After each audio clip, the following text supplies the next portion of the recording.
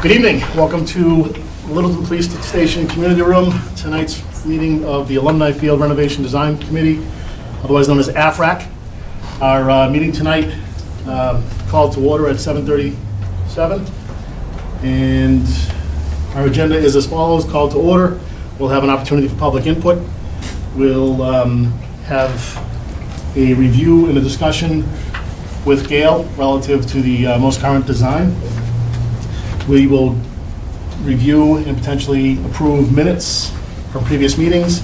We will have another opportunity for public input, and then we will adjourn. So the only thing I'll say is when there is an opportunity for public input, I just ask that you identify who you are, your street name, and any questions or comments that you do have, please channel those through the chair. And I am the chairman, so that'd be me. So at this point in time, if anybody's, I'll open up to public input. If anybody has any anything to say, any questions? Hi, Amy Charlo Lewis at 3 Omega Way. Okay, just hang on one second. I just want to make sure she can pick you up with the microphones, okay? Judith, you good? Not really? Can you have the back of the box? Just pick up one.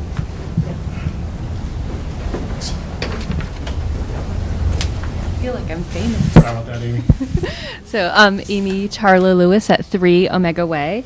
And this is my first time at one of these meetings, so I don't know if my question is like early in the meeting or I should hold off on it. But sort of let me know. I kind of have It's public input, so a list of whatever you're questions. comfortable with. So if the field is going to be given over to the schools and put under the care and control of the schools, will a line item be added to the school budget for field maintenance? What will prevent the schools from limiting field maintenance to preserve other aspects of the budget? I think we've sort of maybe have seen this in the past with irrigation of the high school fields. So it's very preliminary to think about whether or not the schools are going to get control of the fields. That would have to be a discussion between the Board of Selectmen, the Park and Rec, and the school committee. But what would prohibit us from not rating that line? But our general stewardship of all our responsibilities would preclude us from doing that. Okay? I mean, that's a question that somebody can ask, and I can't give a better answer than that. We may make weighted decisions not to do things the way other people think they should be done, but it's never because we're rating one line item because we just don't feel like doing it. We do it because we have priorities, and it's not just the school committee, it's the Board of Selectmen, it's any town that has a department that has a budget. So that's what we would do. But that kind of discussion about who's actually going to, have control of it and how they would account for that in their budget will have to get determined well after this committee's done with their business. Amy, you good? I don't want to hog the microphone. No, if you have something else to say, please say it. I guess I kind of have a list. If we do go with the synthetic, when will the decision be made about the type of infill, and what are the factors that will be considered to make that decision? So, first part of that question is when, if we decide to go with synthetic, Yeah. when will the decision be made for the type of infill? So we've gotten some input from some professionals, Gail being one of those professionals, some field turf folks, as well as the other two design firms that we interviewed. We've gotten kind of their opinion. We've also solicited a lot of information from, when we were doing the interviewing process, we reached out to check references on anyone that we're interviewing, and a lot of those questions came up during that time frame. I know I won't speak for every single board member, but I believe each of the board members have done research as well to determine kind of what would be best for Littleton. We will, in fact, have an agenda item next week relative to that very discussion. Natural turf, synthetic, and then the infill, I'm sure, will be part of that conversation as well. So it's possible that decision will be made next week. Okay. Was there two parts to that? Did I get all of it? And so, sorry. And what factors will be considered to make that decision? So I almost want to hand this off to the folks from Gale to help us with that, but I think that there's the component that we've already put into play, where there's certain environmental impact issues that we've eliminated. The lead base, the cost, playability, based on what we want to do on that surface, if it is synthetic, which plays better for the events that we want to put on it. I'm sure there are other factors that Durability. durability. I think when we have the How frequently it conversation. needs to be replaced. Right, I think we're all going to have different things that we think are more important or need to be discussed and be part of the discussion and the decision-making process. So I'm looking forward to that discussion, and I think we'll all be prepared to have a good, robust compare and contrast of the two alternatives. Great, thank you. Thank you. Anyone else? Click. Katie Caruth, Goldsmith Street. I'm just curious about the funding. I know there's a warrant article for special town meeting for Alumni Field for an unspecified amount as of yet. Correct. And I also know that there is a September 9th memo from the Assistant Town Administrator advising that all capital projects be debt exclusion ballot questions. From the town, Yeah, from Bonnie. And the Financial Committee has also recommended that all capital projects be successful debt exclusion ballot questions. I'm happy to share you the. I have Yeah. that. So thank you. and my understanding is that's town policy to pay for capital projects that way. Okay, so to answer the FinCom part of it, I was at FinCom last night, and there were every article was discussed, and that was not the policy that they were necessarily following last night. There was a discussion relative to Alumni Field that talked about different mechanisms through which we could pay for it, one of which is capital stabilization. We've got about $2.9 million in capital stabilization right now. We could essentially write a check for $2.9 million, and if that's what we decide to do, and pay for Alumni Field. Once we get the budget number and we know how much we have available, how much it's going to cost us, then we can determine what is the best way for the town to fund it. When we put this forward in May for the design, we put money into capital stabilization with the intent of funding Alumni Field renovation with capital stabilization funds. I believe that line item was for fire station, alumni, or library. It was all those three things were Yeah, so that was- designated. So there's three intents there. So right? it was not clear that it was specifically for alumni. Right, so there are other options available. Borrowing, one of which could be debt exclusion, which would require a ballot question. Borrowing doesn't necessarily mean that we have to go to a ballot.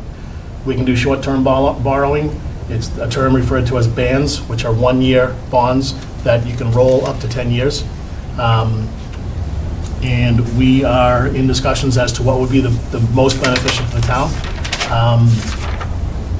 One of the things that I think is most beneficial to the town is if in fact we leave the 2.9 capital stabilization alone, and we would do short-term borrowing, because if we do that, right now the fire station is on the hook for about $8.9 million to be bonded over a 20-year period. If we take the 2.9 and pay down that $8.9 million debt toward the fire station, we're only bonding $6 million. Over the course of a 20-year note, we're going to save in excess of $1 million. $1.2, $1.3 million is what the town would save if we were to take that 2.9 and pay down the fire station debt. What we would do in turn to fund alumni, if it were approved, is short-term borrowing, these short one-year bonds where we could roll a bond year over year, and then we'd have to make sure that we had capital funding year after year for anywhere from 5 to 7 to 10 years to pay for that debt. So we'd roll it year to year, and depending upon what kind of financial state we were in, we could determine how quickly we wanted to pay that down. So there's a lot of different mechanisms that could potentially happen. Until we know the actual number, it's kind of cart before the horse. I'm just curious because my understanding is that capital projects require a ballot, That's not a requirement. or according to policy, that's the policy, and that's part of what got us our AAA bond rating is having those policies in place and adhering to them. So it seems like this There are a would lot be a of things that got us a deviation. AAA bond rating. In fact, yesterday we were rated by Moody's. We went from a, Tom, you can probably help me out with this. AAA. So a 1A2 to a 1A1 bond 1A1, rating I'm sorry. with Moody's. The AAA bond rating that we have, that you're referencing, is with Standard & Poor, and there's a lot of things that go into that. Uh-huh. And the folks that you have in place right now in the town, the people that are minding the checkbook, the FinCom, the treasurer, Bonnie, and Board of Selectmen are good stewards of our money. And that is what is helping us to get the bond ratings that we're getting and improve the bond ratings that we've got.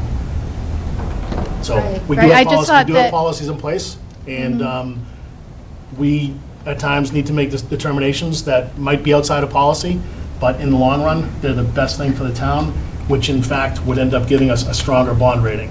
The determination by Bonnie and by Steve Venuti was that if we were to do the short-term borrowing, that would be a better financial decision, and it would put us in better light with those folks that actually do the analysis and the audits and the bond ratings. So the September 9th document that you have is outdated, I guess is the short answer. Okay, I was just curious because I know the track had to go to a ballot. It didn't have to. It went through a bond because the idea was, at the time, was to fund it outside the levy. That would require a ballot vote. Ultimately, the selectmen decided to do it inside the levy, and if they had decided to do inside the levy prior to going to town meeting, then it would not have required that ballot vote. But that was a choice that they made at the time to consider taking it outside the levy, and ultimately they decided not to. Right, right. Just one last thing. My understanding was that if you do a debt exclusion, you can still pay for it within the levy. It just gives you flexibility. Which is what we did with the track. So we voted on a debt exclusion, but we didn't pay for it outside of the levy, we paid for it inside the levy. Right. Yeah, the debt exclusion, that doesn't trigger the ballot vote. It's inside the levy or outside the levy that triggers the ballot vote. Anything that's outside the levy, whether it's a debt exclusion or an increase beyond the 2.5 limit, that triggers a ballot vote. But anything you do inside the levy does not require a ballot vote, just town meeting approval. Good? You're not good, but you done with your questions? Who's next to the microphone? Andrea? So I'm Andrea Coolin. Wait, you wait for my. Yeah, let's pass it over. She's good? She projects well. I live on Sleigh Ride Lane. I haven't been to one of these meetings yet, so it's the first for me, but Thanks for coming. I'm here because on Friday night, I know a lot of you probably already know this, but some don't. So my son, Josh, he's in 7th grade, went to the football game with a bunch of his friends, and they were just playing around. He ended up running by the fence between the snack shack and Jet Field and tripping over a rock and fell into the fence and then skidded across the grass and apparently some rocks and cut his knee open. At that point, he went to Denise, who told him to go wash it off. Because there's very limited running water, I guess he was given some napkins to wet and kind of wipe the laceration clean with. And then he went back to Denise because everyone said, oh, that looks really deep, you might need stitches. She put a Band-Aid on and said, call your mom to take you to the hospital. So I am a physician assistant. I work in the emergency room. I've been for 15, 16 years. Josh was born with a heart condition, congenital heart defect. He's had 3 open heart surgeries, including a pulmonary valve replacement a year and a half ago. He's had 5 cardiac caths. He's had multiple procedures. He's had MRSA infections in the past, which required IV antibiotics and overnight stays in the hospital. And it's a big issue if he gets any sort of infection. He needs antibiotics, before dental work, before heavy orthodontic work. So, you know, I obviously had a very big concern with the fact that there was no way to appropriately clean this deep open wound, which therefore put him at risk for infection, which could have been life-threatening. I mean, if he gets an infection that gets out of control, he could potentially die from it, and it most likely will go to his heart valve and require valve replacement. So, you know, I know there's been a lot of discussion. I mean, I ended up taking him to the ER. He got 7 stitches, 2 deep dissolvable ones and 5 skin sutures, and he was in a knee immobilizer. He's on antibiotics because he's at risk for infection. But I know there's been a lot of discussion about, you know, the need or want for running water and bathrooms and all these other things. And I just have to say that, like, the fact that there was no appropriate means to clean this deep wound, and he's on aspirin, so there was blood everywhere, all behind the snack shack where they were cooking food, which I think is a safety hazard in and of itself. He had also recently been treated for an abscess on that same knee that he cut, and was on, they were treating it as MRSA. So they never cultured it. I don't know if it was MRSA or not, but he's had it in the past. So, you know, there are multiple issues here, but like infection, and I think this is probably my biggest concern, and not only for him, but for the safety of other people. I just, you know, I think that if we had, you know, I don't know if we could have like a first aid station or something, but like the fact that he couldn't even take water and dump it on the wound to clean, you know, like there was dirt in there. It was pretty gross. You know, that's a real issue.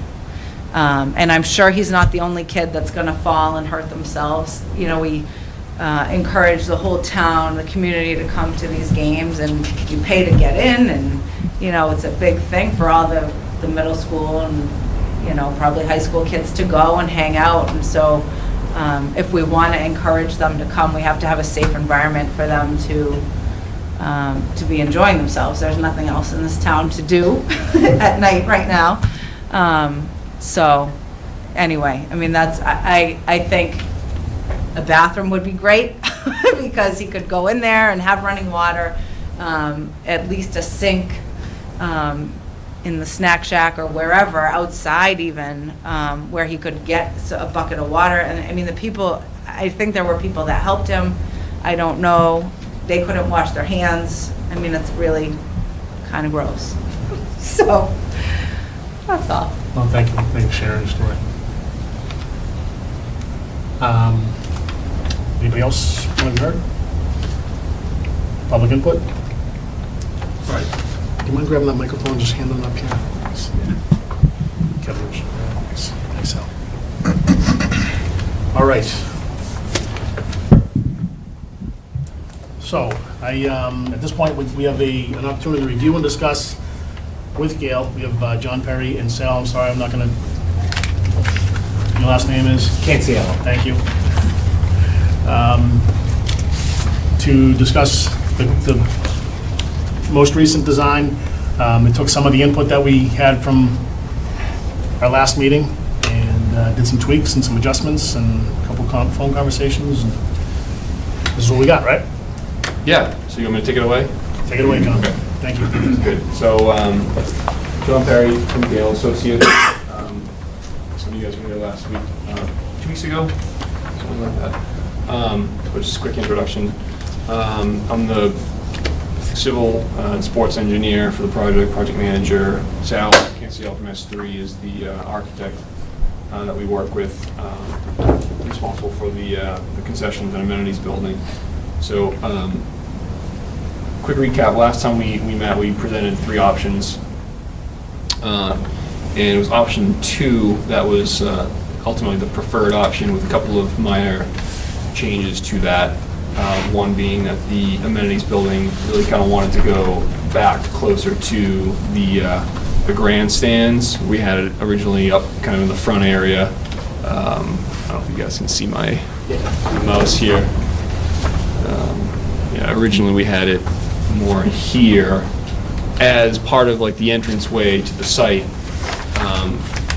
Knowing that that wasn't completely ideal because you really want to have your restrooms in your concessions closer to your grandstand. So what we did was we moved it back here, and we have a blow up of this building we'll get to in a few minutes, and left this more of as an open entrance area with a ticket booth. So you can take your ticket there. So that was really the change. I do have a list of items. I was going to go down just to point out some detail and specifics. And I'll do that now. I'll just go through this. So jet field, the softball field, we were able to get a 180-foot outfield. We have a 25-foot backstop in through here with, we decided to do, concrete pads with players' benches rather than full enclosed dugouts. We are proposing to do safety netting, and I have this plan over here. Most people probably can't see it, though.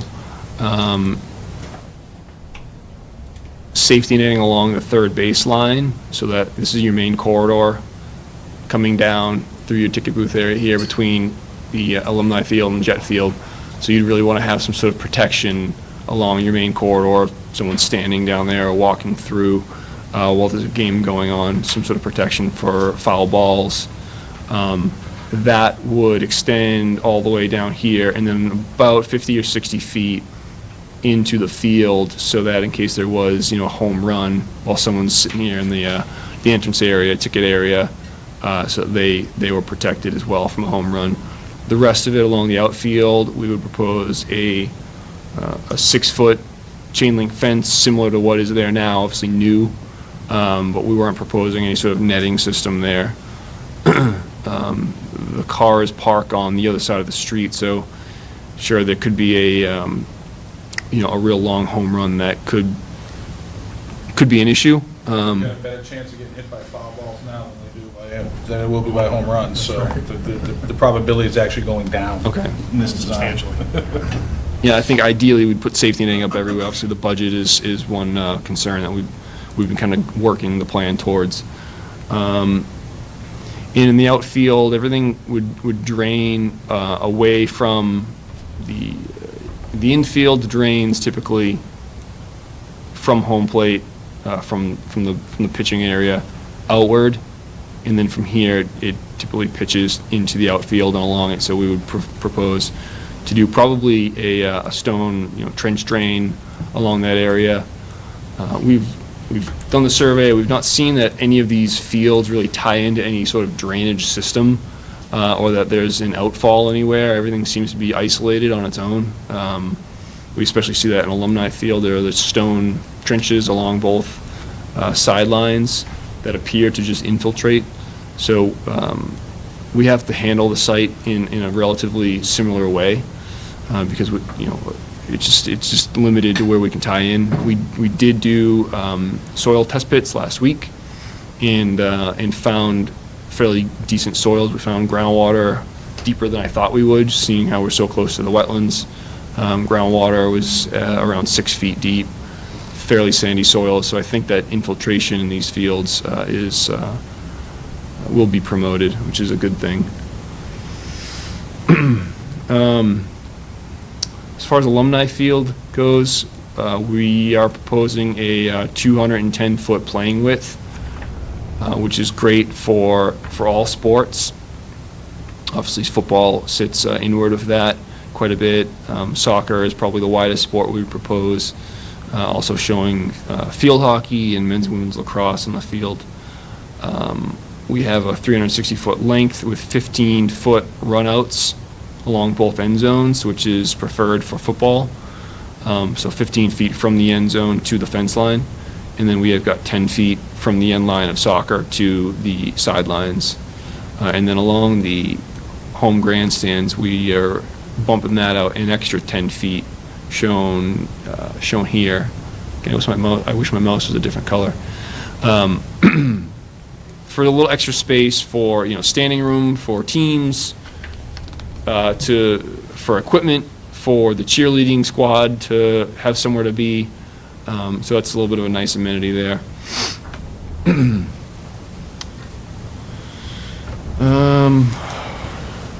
We are showing along the entrance corridor here, along the west side of the field, we would propose a 4-foot chain link fence with a 20-foot net on top.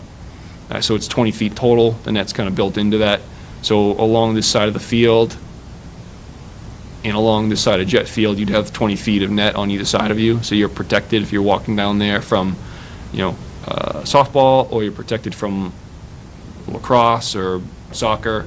20-foot net isn't high enough to stop every field goal that might get kicked.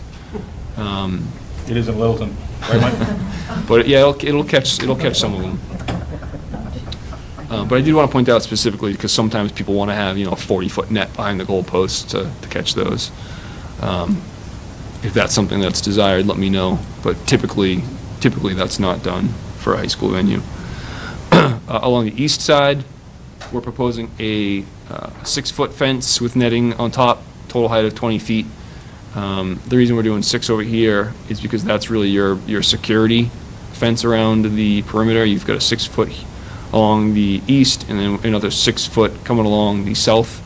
Along the south, there wouldn't be any safety netting because it's pretty limited how many stray balls would be going that way. So basically, you've got 6 foot along the east, south, 4 foot along the west, and then 4 foot along the north as well with no safety netting. And along this portion in the middle, the grandstands actually just butt right up against the field. So you wouldn't have fencing, you'd have like a poly panel system in the front of the grandstands that would act as your barrier on the field. We have positioned pedestrian gates throughout. We've got a pedestrian gate here, another one here, another one over on the east side, and then there was another one down here, kind of at the entrance here, which could be locked probably, but it's nice to have gates, at least in the corners typically. And then we're proposing slide gates for vehicle access, one down at the main entrance area. So you could actually hop up the curb and have a vehicle come in through here and onto the field if necessary, and then there's another one down in this area, kind of near where the swing set is today. But it wouldn't be accessed through that swing set area. Obviously, there'd be probably another gate through here, so you could get onto the field this way, which would be good for, if you wanted to have equipment, things like that over here. We talked about possibly putting in a pad for a future storage building, or you could do a storage shed separately in this area, and you'd have nice access onto the field from there as well.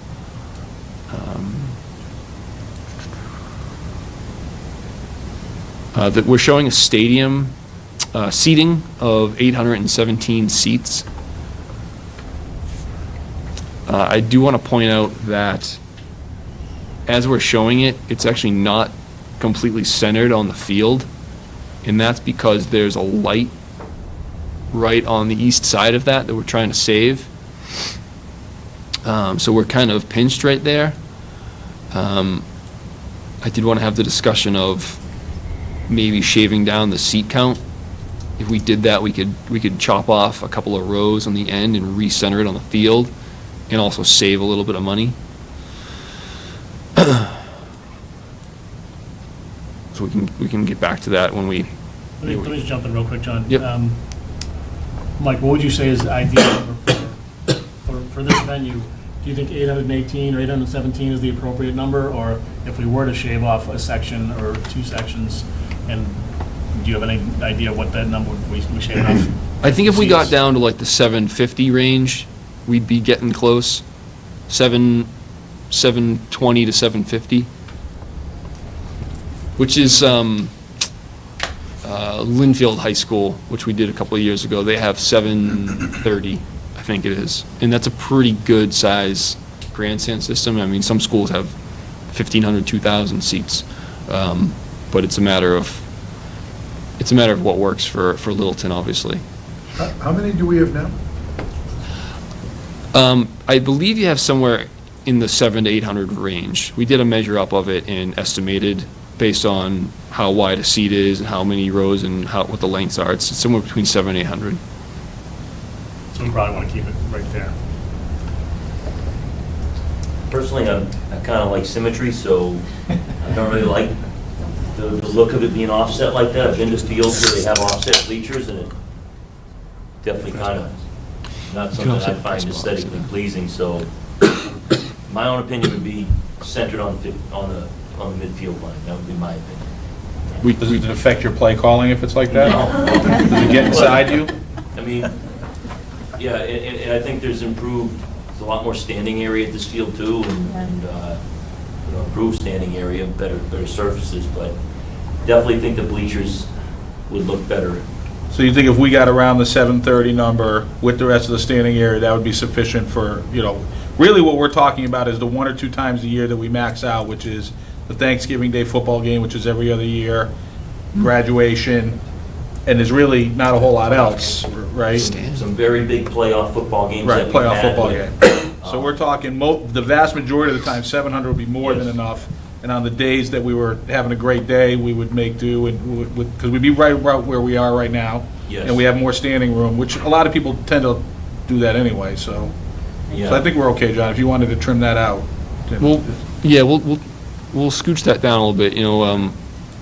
Sal actually just mentioned to me that we could also just probably shift the press box over to center that. It would be offset from the bleachers, so the bleachers would stay shifted. The press box would be centered, so it might appear to be centered. I'd love to get a little more wiggle room around that light anyhow, to be honest with you, just because we're kind of right up against it.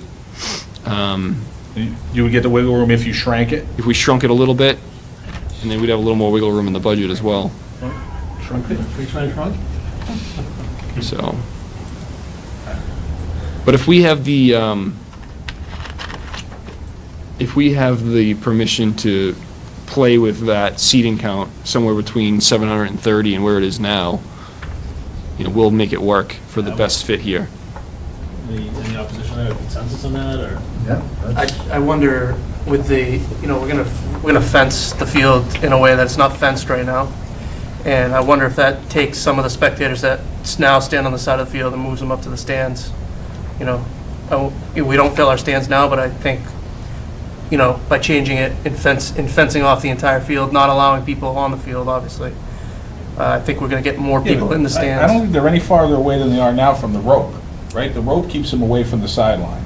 I mean, I think they're a little further away. Where do they stand now? Do they stand on the home side? Just Stand on the home side, on the other side of that, you Yeah. see those posts Yep. in the ground, we roped that off, so they would congregate in that, kind of in that corner. in front of the snack bar. Yeah. you get a lot of people around. Down in here. Yeah, the end zone. Yeah. I guess the field's a little bit bigger, so they are gonna be. Just a something little to think far. about. I don't think it's a But deal breaker. I think we're gonna get more people in the stands. Kind of down here. than we have now. Correct. So that's, Yeah, but most games, there's plenty of room in the stands anyway, Yeah.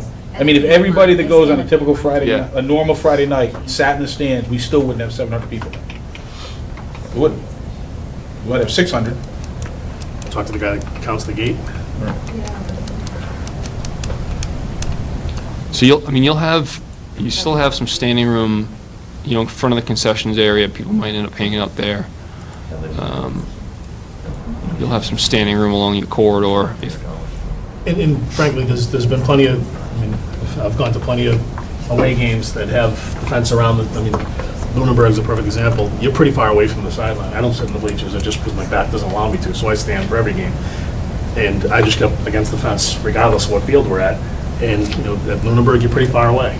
At Littleton, you are much closer to it because you're on the road. And this would move you back a little bit from that. So some of those folks might want to get a better vantage point and go up in the bleachers. So I see what you're saying, Mike, but I do think that it still accommodates for the folks that just don't want to sit in the stands. Okay. So I would recommend that we give these guys some direction tonight to pare that number down, no less than 7:30, and see what you can do, to work some wiggle room around that pole, and maybe create a little more symmetry. Sure. Are you guys comfortable with that? Yep. Feels that we need to take a vote on that, or get consensus? Consensus. Okay. Great, Good. thank you. That would have, obviously, a press box, it would have a vertical platform lift to have access, handicap accessibility to the press box. What's the size of the press box relative to what we have right now? Same, a little bit bigger? We typically, our typical, fairly standard is an 8 by 24. I don't know what you have now. What do we have right now? That'd be larger than, Okay. As long as it's, You're in there. I don't want it smaller because it's crowded in there. yeah, that can't be 24. I've never measured it, but there's no way it's That's 24 fine. feet. I'm just double checking. That's what I thought would be the case, but I just wanted to double Yeah, check. and I don't think it's 8 feet in depth. Yeah, it's no more than It's 16. definitely not I'd 8 say. feet in depth, yeah. It's about 5 feet in depth, maybe. Maybe. Maybe. I don't think it It's is. one stride. Yeah, it might be like 4 It's a feet. sheet of plywood. Well, Sheet of plywood poles. 4 feet wide, 4 feet wide, I think it's Yeah, about. that sounds about right. 2 sheets long. I think it's about 14, you might be right, I'm thinking like 14. All right, so good. That'll be better. Yes, that'll get you, it's not designed yet, but, 8 by 24 right there, it says. That'll get you, a nice big window in the front and then a counter along the whole length there with plenty of room to walk around inside. Perfect. You'll have plenty of room for like a mixer, for a PA system, any sort of equipment that you need in there. Central air. Yeah, heat, central air, yeah. Let's not get greedy over there.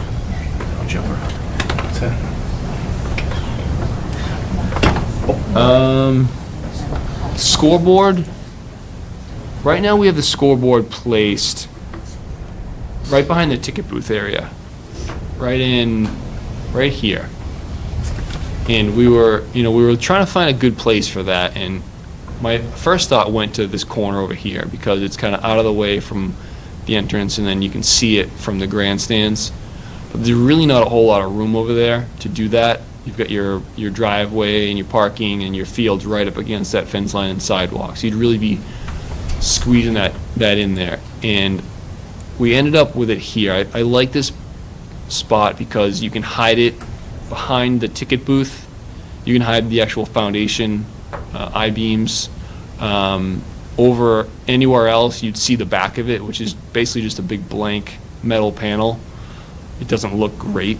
Over here, you could landscape it. You could put a big tree behind it to hide that a little bit. It's a pretty good line of sight from your grandstands, and people can see it from most places. Even if you're in your entrance corridor, you can look behind you fairly simply and see that. And then as you're kind of parking and walking through, you'll be able to see that as well. So any comments on where we have the scoreboard? It's just going to be a paradigm shift. It's always been there, so it's... Yeah, I know it's always been here, and we looked at putting it over there as well. But again, it's, Just not enough room. we could make it fit over there if everyone really wants it over there. It's just, there's not a great spot for it. We've got the field, the fence, a sidewalk, and then you're right onto the pavement. And as you can see, we're already kind of shifting that road over, and I'll talk about that in a little bit more detail. But we're taking that road, we're shifting that over, we're rebuilding the parking there to make that work. If we're gonna do that, if we really want the scoreboard over there, we can just make that a little wider, give a little more room, an actual spot for the scoreboard. But we can make it happen. Does anybody have an opinion with the scoreboard being down the west end? What does the athletic director think? I was going to get there. Okay, well, I'd ask him first. I suppose, looking to your right is as easy as looking to your left is now, so it's. I would say it'd probably take you about just 6 years to stop looking left. It's that? probably going to take you about Will 6 take a years to while. stop looking left. Yeah. Is there any What about putting it directly across? Is that not really done? I know Foley Stadium in Worcester has it. It's like on the 50, on the other side. Is that, So the visiting team has to literally turn around. yeah, they do have Yeah. to turn around. Thought about doing that as well. Again, we're just, we're kind of pinched with area over here. Yep. We could kick the whole parking. We were trying to not encroach any further on the edge of pavement there, because there's wetlands down there. We've got maybe a foot or two to play with, but not a whole lot else. That, I believe, is a 7 or an 8 foot wide sidewalk there. We want to make it a little bit wider than I wouldn't typical. want to shift that all of that stuff just for the scoreboard if we have other solutions. And again, you'd be looking at the back of it. Not that that's a, For sports other Deal than breaker football, probably, but- you'll have like soccer and lacrosse and field hockey, both teams will be on the same sideline, which in all likelihood would be this sideline, correct? Yeah, it would be, for those sports, when they're both on that, Away from the bleachers. the opposite side of the bleachers, yeah, it's very easy to look, they would essentially be looking to their left and would be right in their sight line, so Versus where it is behind now them. makes sense. Where John's proposed it? Yeah, it'd be very good for those sports. Yeah. And like, as you said, you just have to get used to looking right Yeah. and not left. It's really when you drive to the parking lot. You could put That up, would, you could put up a mirror. Isn't it behind His hologram. Diane, is field hockey on the same side too? Mark, you had a comment? Isn't it behind the netting then? The scoreboard is outside of the netting. correct, So you're going to be looking through the netting at the scoreboard. correct. Which is not atypical. It's done. Absolutely. I mean, it's done on college fields. Yeah, and the netting is, it really kind of fades away, that black netting. You don't even see it. You can't see it very. Screen You outside. go to a hockey game, you're watching the whole thing through a net. Yeah, exactly.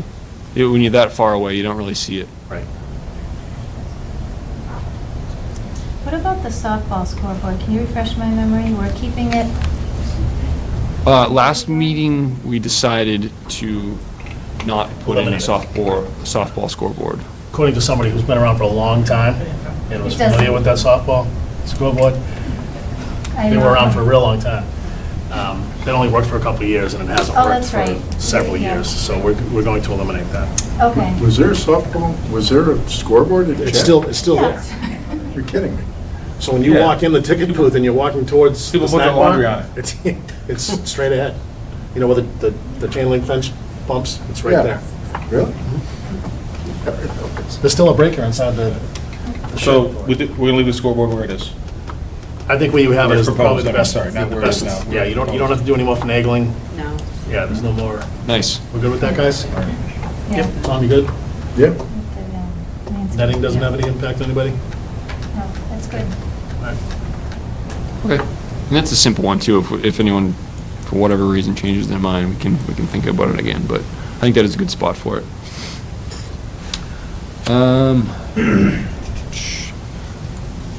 Next on my list, getting back to the roadway coming down here. So we did have to take some of the existing road to get the field to fit. We are encroaching on that portion of the roadway, The Russell Street driveway. the Russell Street driveway, by approximately, we squared it up to the field. We're encroaching, I think, somewhere between 6 feet here and a little bit more here down the southern end. Up backwards, about 6 feet on the southern end and about 20 feet on the 15 to 20 feet on the northern end. It obviously starts to kind of radius in here. If you look closely, you can see the old curb line. Okay. That gray line's the old curb line there, so we're coming out from there. And as you can see, we're kind of straightening it up, And that picks Field. up, all right. Yeah. and then we're blending back in to the existing drop-off and walkway. Yeah, that sidewalk will blend right back into the existing walkway, and then we kind of zoom out a little bit more to get a little bit better picture here. Zoom back in. and they'll just tie it in, and this will all remain as is.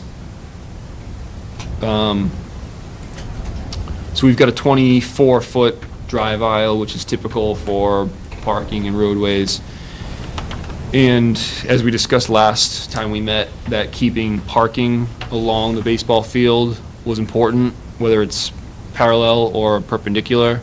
And seeing how we needed to recreate that, anyhow, we weren't able to save the parking that's there now, just based on how long the field is.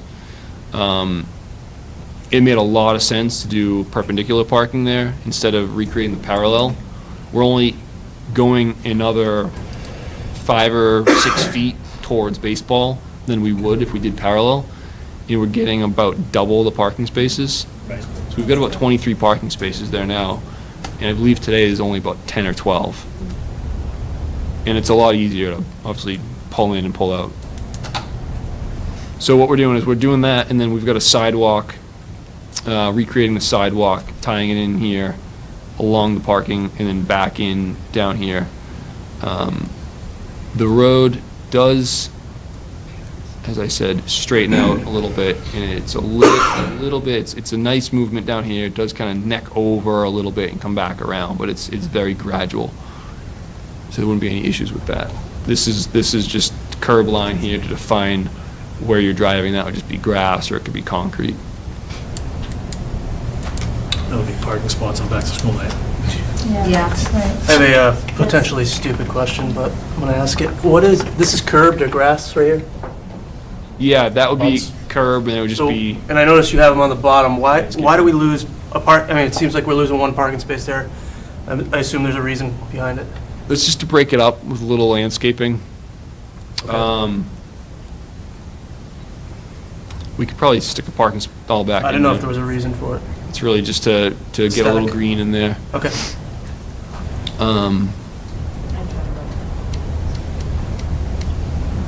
I gotta double check the parking bylaws as well, the zoning bylaws, to see how much landscaping you need per parking stall. Quite a bit of landscaping over there. A lot of grass. Well, I know. let me double check that, because some towns have a regulation that you need so many Impervious. plants or so much green space or open space per parking lot. So we'll look at that, and we'll check that out. If you need any help with that, just reach out, John. Yeah, we'll be okay.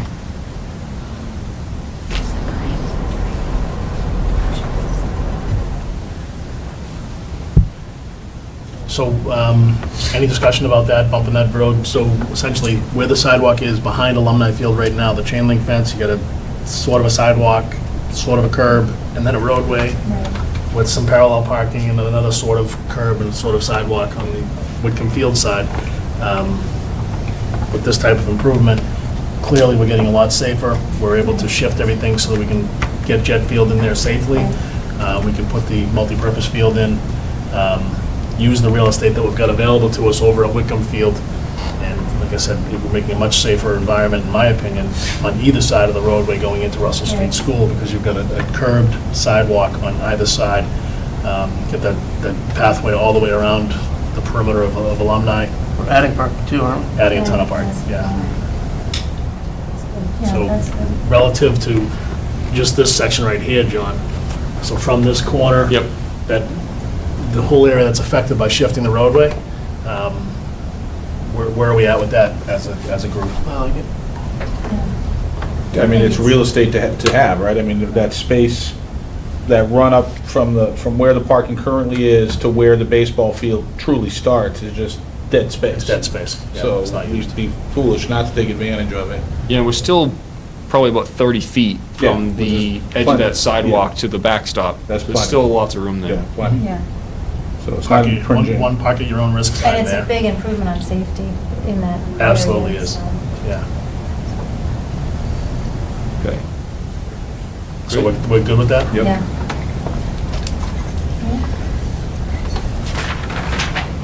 Any tweaks other than Mike's relative to the grassy knoll?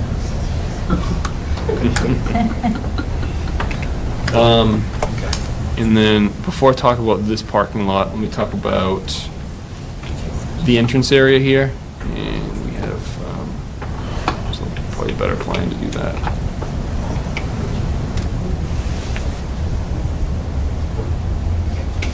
So,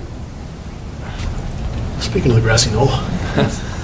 Was that Dealey so kind of Plaza? our preliminary thinking was, you really want to define that entrance area to the facility now.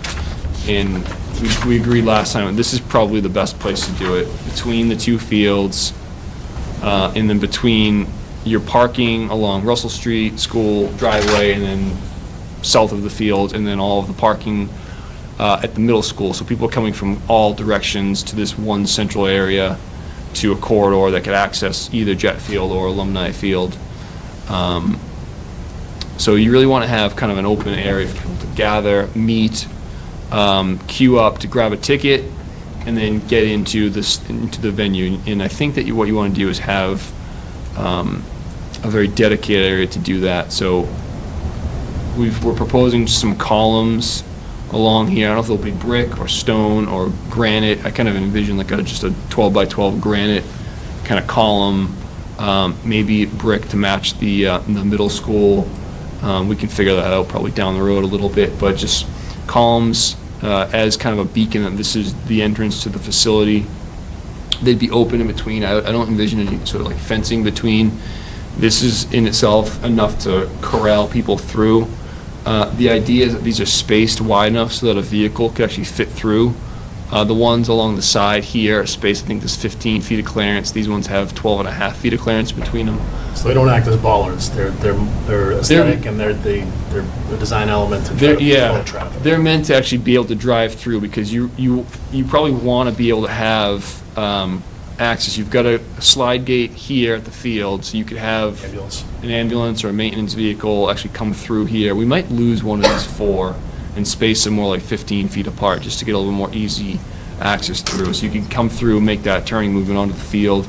And then you could also open up this gate and get a small truck down here to access the building for, drop-offs. If it's, I don't know how you guys access the concession stand now, but obviously you're going to need to get food over there and equipment, and people are going to need to clean it. Well, we could also put a gate on the backside from the. You could do that as well, yeah. Do that, so. And then this surface, in brown here is a little bit undefined right now. It's either going to be, kind of a scored concrete just to give it some character, or it could be pavers, something with a little, this is a pretty small area in the overall scheme of things that I think we could focus and do something nice there. Not that I'm taking this on, but if you could get some dimensions on that. I know that the track, the organization that helps to fund the maintenance of the track sold pavers. So if you can get me some dimensions over there. Yep. Might be able to get somebody to look at the possibility of selling pavers for that area. Actually, I have them written out. It's about a 35 by 75 foot area in brown that we're showing there.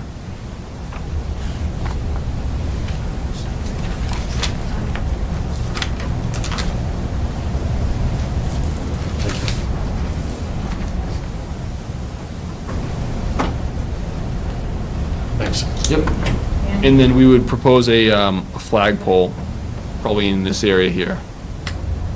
So we'd do like a 40-foot flagpole so that it rises up over the scoreboard, and you'll be able to see that from the grandstands. You'll be able to see it from the field. You'll be able to see it from Jet Field. So that'll be, I think, a good spot for it. You can do some uplighting on it. Flags require uplighting unless you take it down every night, so it'd be kind of a nice little feature there. And then possibly doing some planting. Maybe this is in the base bid, maybe it's not, depending on where the budget falls in. Got an active garden club in this town. Yeah. They would be chomping at the bit to get on something like that. We could do the design for it, and it could be just an alternate, or it could be something that the town could take on. Like you said, there's a garden club, or if there's someone who owns a landscaping company, or whatever it happens to be, depending on what the budget looks like. But, this is, again, it's kind of a small area, so you can do something nice there and without really breaking the bank, I think. It's not, crazy planting all over the site. But there's good opportunity for, kind of blocking the back of the scoreboard, that sort of thing, and just dressing this up and making this really your entrance statement here. On these columns, we could even do, if they were granite or whatever it was, we could do etched in, Alumni Stadium on the face of it, Jet Field on the other one, or you could do plaques. If you had donors, you could mount, donor plaques on them, naming and branding opportunities there. So any thoughts on The plaza? Plaza? I like that it's condensed like that, because it's not so much of a worry that it's everywhere and we have to maintain it. And I think it's a great spot for class gifts. The class of Yeah. 2018 could donate a tree, and teams, field hockey team, the teams could work, the kids could plant some of the stuff. I mean, I think it would be relatively easy to implement a design and maintain it. Yeah. And I think it's important to have something aesthetically pleasing. I mean, you can't just kind of like have it functional and have nothing. I like it. I think it's a good, really smart way You to do give it. this whole facility a little character by Right. doing something just right here. Right. And then coming down along the corridor here, we're proposing, and this could be, we're proposing right now, planters with an area for a bench, planter with an area for a bench, and so on and so on. Repeat that pattern. So we've got about 4 feet of that on each side and 14 feet of actual pavement going down, so you've got plenty of room to walk or drive a vehicle. But this could just as easily be all paved with standing room, or it could be pavement with a concrete border or a brick border or something to break up all that, dark pavement. If you wanted that standing room opportunity there. We don't have to figure that out right now either. Right. I think that, I love that it's designed. And it's something we could very easily decide that we wanted to do down the road, like Melissa said, class gifts, that kind of thing. Right. But having that, so you'd have an 18-foot path there. It's 20 feet from fence to fence. And then you've got 4 feet, So each 14 feet. Each bench planter is 4 feet? 3 feet. Must be 3 feet and 3 feet and 14 feet.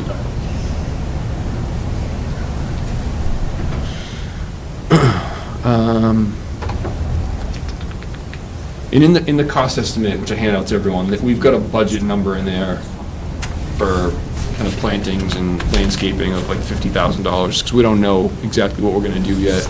We want to throw something in there as a placeholder for now. But again, if that's bid as an alternate, or, the school wants to do it on their own, that's an item that could easily come out.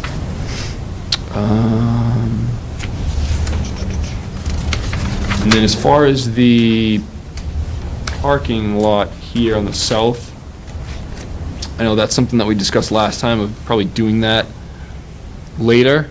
That was a big budget number that we looked at and said, what do we really need to do at this point in time to get the field project viable?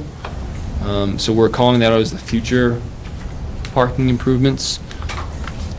I think at the very least, we're gonna be building the sidewalk here. We would need to build the handicap parking, and we may end up needing to build at least these spaces along the field to blend back in to the existing paved area.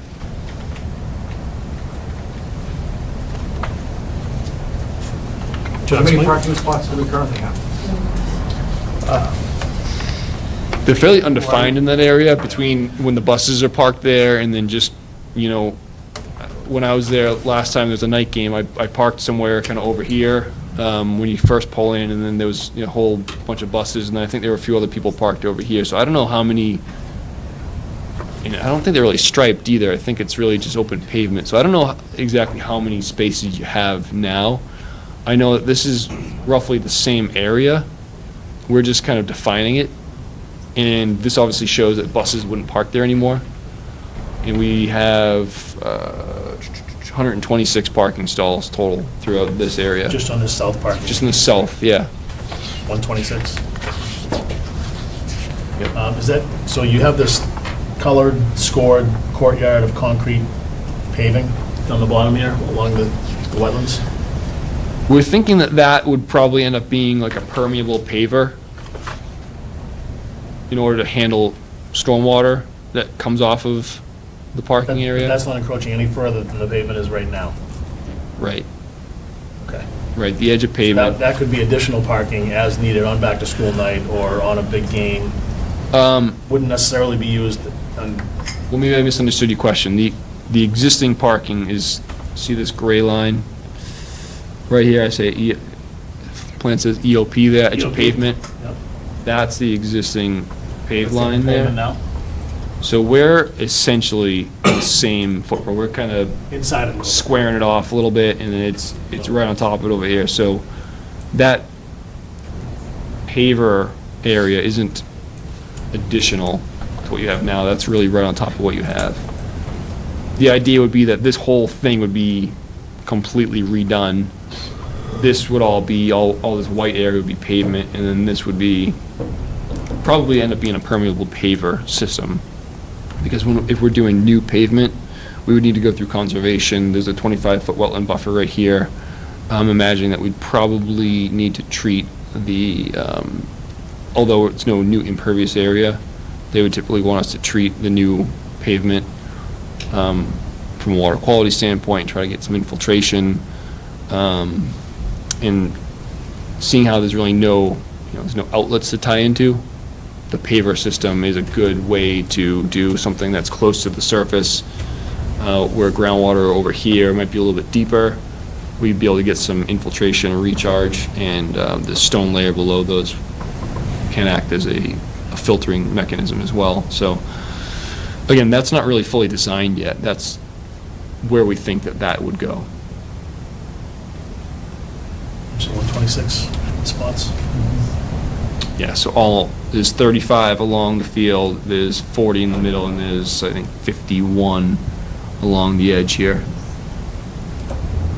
Hopefully that adds up to 126.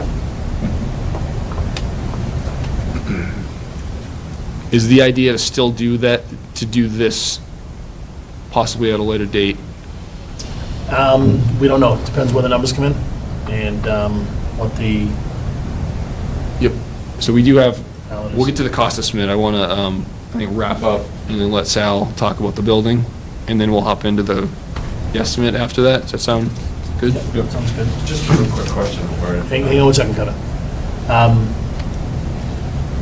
Parking on the Russell Street expansion is, how many total spots, 35?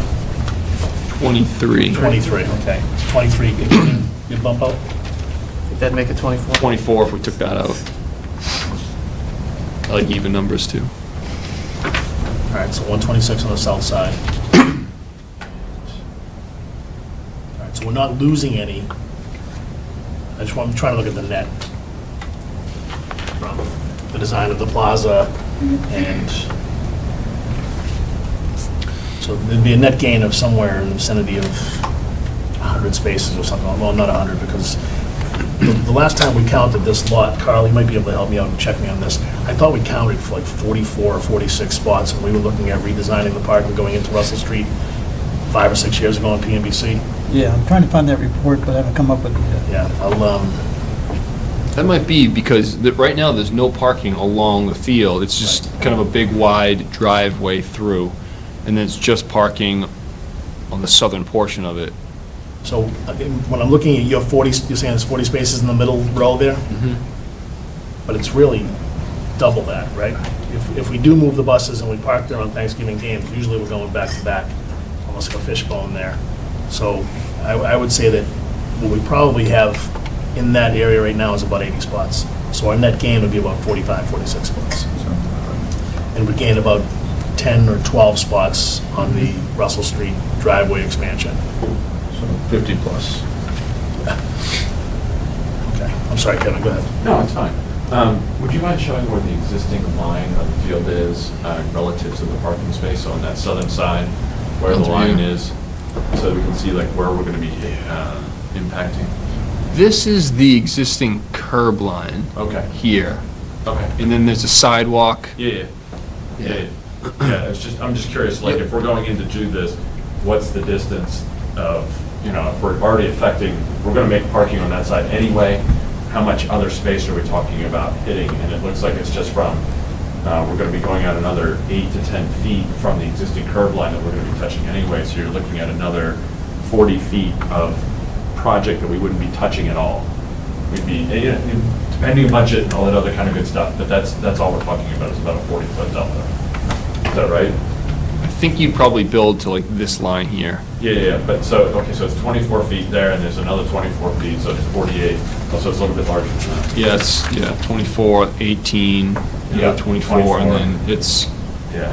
Okay, it's about 60 feet. 48, 60, Okay. 80. It's Okay. like 80 feet. Okay, thank you. And it was a pretty big number too that we were able to pull out. It was, 270 something thousand dollars. No, it's more than that. It was 376 2 weeks ago. 376 If we we pulled out. designed parking, but we put it aside and looked at ways of maybe doing that down the road? Yeah. Is that what you're saying? Or we did it as an add-all or something like that? Correct. That number might change, because we weren't, this 35, this row here, that I think we'll end up having to build with this project. Through here. So that number might change a little bit, but I think it's in the ballpark. 300,000. Yeah, something like that. It's a big number. So, Let me just pause you there, just do a little check-in. How we doing? Everybody good? Mike, you good? Fine. Yep. Okay, talk about the building. thanks. Yeah. All right, do you want to switch? Let me just- All right, so a couple weeks ago, we had asked to take a look at the three designs, and we asked to take the concessions and amenities building from that ticket area, that plaza that you just saw, and move it back closer to where we currently have our concession stand and our LABA shed, and put it back towards the bleachers, which is kind of in this area here, behind the backstop for the softball field, and then closer to the bleachers so that folks can get to a bathroom much easier. And otherwise, we're still walking all the way across the field like we do right now over the porta potties. So to try to make this the best flow possible, they moved it to that back corner, closest to Mr. Larson's property, I guess. And we're looking at putting in women's rooms, men's rooms. And a family change. bathroom. Family bathroom. / changing room, the concession area, as well as an apparel sales area. Oh, bless you. And to also include a storage area, as we have right now. Small where- storage. Storage / utility room, where all the breakers and everything for the lighting and what for the facility. So this is what Sal came up with. So the overall building we're showing now is, I can't quite read that off the screen. It's 25. So now it's a more of a rectangular proportion. It's 44 by 25 from the last iteration where it was a little bit more square, and there were some concerns about it being squarish and trying to lengthen it out. The part that greets you as you walk down, this area here is what you approach right from here. Softball When your field's over here. softball's over here. The walkway when you multipurpose is approach here. between the fields comes right through this area, and you turn and you're greeted at this corner by the two concession windows. The two concession windows look out to the south so that people working in the concession can look out toward the field. There's stainless steel tables in it that wrap the perimeter, a refrigerator, a freezer, a hand sink, and a 3-bay sink. And probably there will be, this area here is for the required grease trap, so that it's accessible, and there's a grease trap to meet the water requirements for the concession stand. This footprint is in the site plan too, if you want. Yes, the same, okay. So then moving along from that, on the kind of opposite side, also facing the field, is the apparel shop and apparel window, so that that person also can have a view toward the field. And when you have lines queuing, there's room between the windows so that you can have people queuing up without running into each other. But also, as people come from the stands and walk toward the concession, they're walking by the apparel window, so there's kind of a symbiotic relationship there that once they're there to sell something. The restroom doors are on the back, so when you come over from the stands here, you come to the back of the building. As we talked last time, we're showing fences outside the building to give visual screens to the restrooms instead of making the building bigger and having a full vision lock. So you could have signage on the fences as to men's on one side and women's on the other. You come around the fence and in, and here's the men's room with its required fixtures. There is a utility room here, which would have the plumbing chase. Everything is kind of back to back to keep that efficient. And this would be where there'd be a mop sink in there for janitor's closet, as well as all of the plumbing valve controls to shut the building down once the season was over. So everything would drain to that point, and you could drain the building and close down the plumbing. Then further along, here is the family restroom, which is a single-use restroom with a changing table, and it's also handicapped accessible, as the other two restrooms are as well. And then in the back corner here is the storage room. So that's kind of how the layout worked out. Any questions on? How big are these windows? How long are these windows? They're 6 feet. Okay. And, they'd probably be, for the estimate, they're a stainless steel coiling shutter so that they could be opened up out of the way, and then when they're closed, they're securable and lockable instead of being a glass, sliding window or something like that. That's actually what I love it. All right. Any thoughts or input on this, guys? No, looks good. So then this is just a listing of the program. It shows the size of the spaces. The concession stand is just over 300 square feet of space. The apparel shop's 121 square feet. Then there's the area of the men's and women's restrooms, and the family restroom, and the field storage is just below 87 square feet. So that just gives a kind of a sense of what the size of the spaces are. Then we have 3 options for just very preliminary views of what this could look like in mass-like that we're showing, just to get reaction. Is there may be a preferred one? We'll write our narrative and describe that more for the pricing exercise. The first one is a basic gable roof with a siding above and a brick base, with a turn gable creating a porch covered area over the concession windows. And then you can see the window for the apparel station here with about a 3-foot overhang around the entire, both sides of the building from the roof. My printer at work, for some reason, made the shadowing very black, so on the plan you guys are looking at, it looks very dark. On the screen, you can actually see some of the details of the shadow.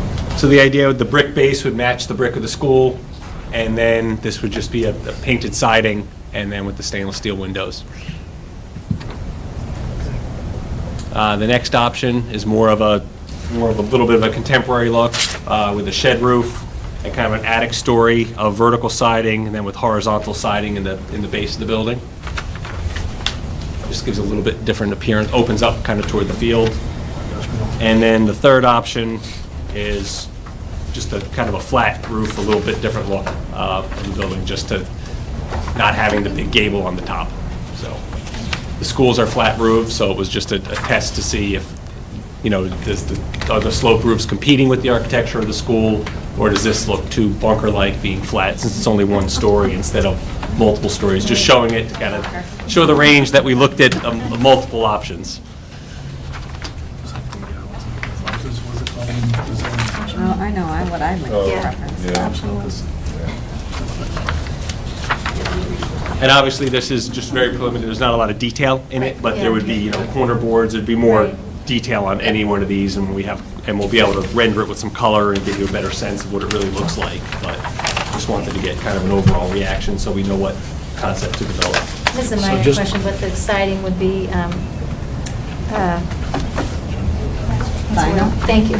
No, we would probably recommend that you do a synthetic siding, like a hardy plank siding or a phenolic resin. Yeah. As opposed to vinyl. So Okay. it's something painted, but not wood. So it would be Right. Okay.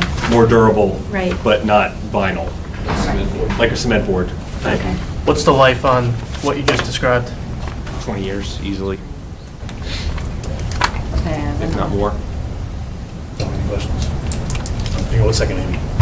She only has something to say. Yep, so I talked just real briefly about we grill, and there'd have to be an area where we could put our grill off of that. So could the concrete underneath be expanded? It could be or- expanded. This door is right out of go back to the plan, right here. Yep, So this area between Jet Field and the concession could be for grilling. We could look at doing a low fence, which we often put a low fence and some landscape plantings to screen that, so to keep kids that are running around from getting near the grilling area.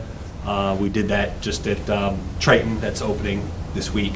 So we would recommend if that, we'll show something like that, so that there's a place to put the grills that keep those people grilling separate from people just milling around the building. so right now we just use caution tape. Right. That's very high tech. Amy, you had a question?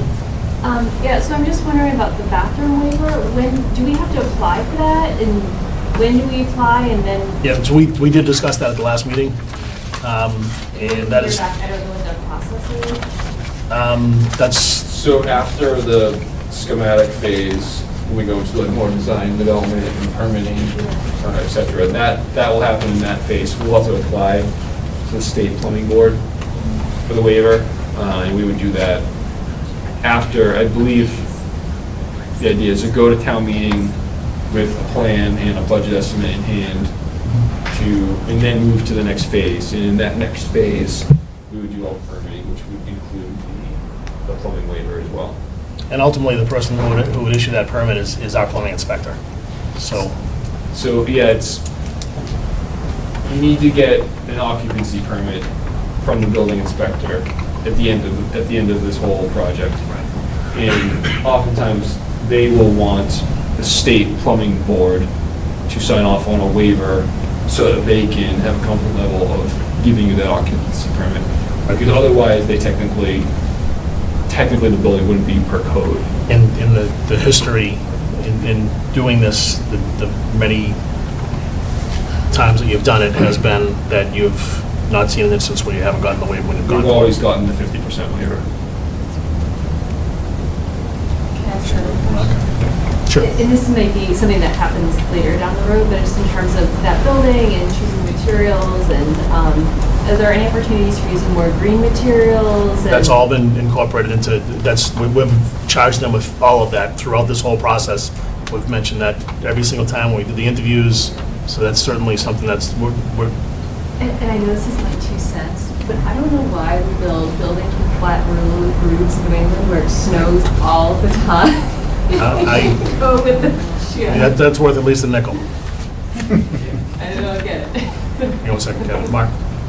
Mark Rambacher, Hartwell Avenue. What are you doing, I don't know if having the bathroom entrances off the back is the best, it's away from all the lighting sources. It's gonna be more of a safety concern and a lighting concern. So again, we've addressed all this. There will be lighting around the perimeter of the building. There's going to be lighting on the building. So Well, you also it's not, have you're not your going into, entrances- you're not going like under the bleachers today. That was my concern too. I appreciate your concern, but there's going to be lighting actually, like, I'm going to call them sconces. It's probably not the right term for outdoor lighting, but sconces. I watch a lot of Fixer Upper. There's going to be lighting on the outside of the perimeter of the building, and obviously, we're going to design this so it's a safe environment in site plan. And don't we have light poles too, or lighting along the walkways and? Yeah, we'll have, And the whole area, it's paved all the way around for quite a wide area around the building, so it's not like it's the back. The kind of concession building really sits in the middle of a larger paved area. Yeah. there's probably a 15-foot swath of pavement around that whole building there. Structure. And we'll have, like you said, sconces or wall packs on the building. And then we'll have we'll have lighting throughout the whole site.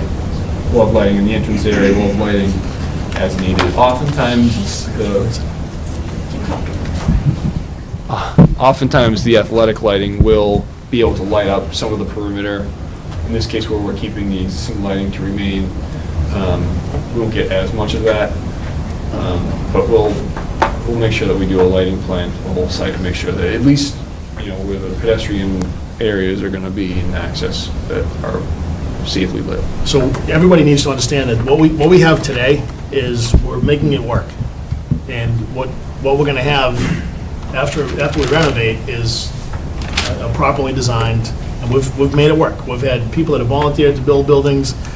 We've got like a plumber's shop light that keeps the one little spigot that we have to get that garden hose to get water for There's no washing light out on a that kid's garden knee. hose. In November there is. It's dark. No, not outside. There's literally an incandescent lamp in the tube where that water shutoff is to keep it warm enough so it doesn't freeze. So what we're doing right now isn't ideal. That's why we're here. We're renovating it to make sure that we get the best possible. And taking the opportunity to shore up those gaps. Yes. Hang on one second, Mike. Kevin, did your answer be question? Real quick, if you pull back up the building plan. Sorry.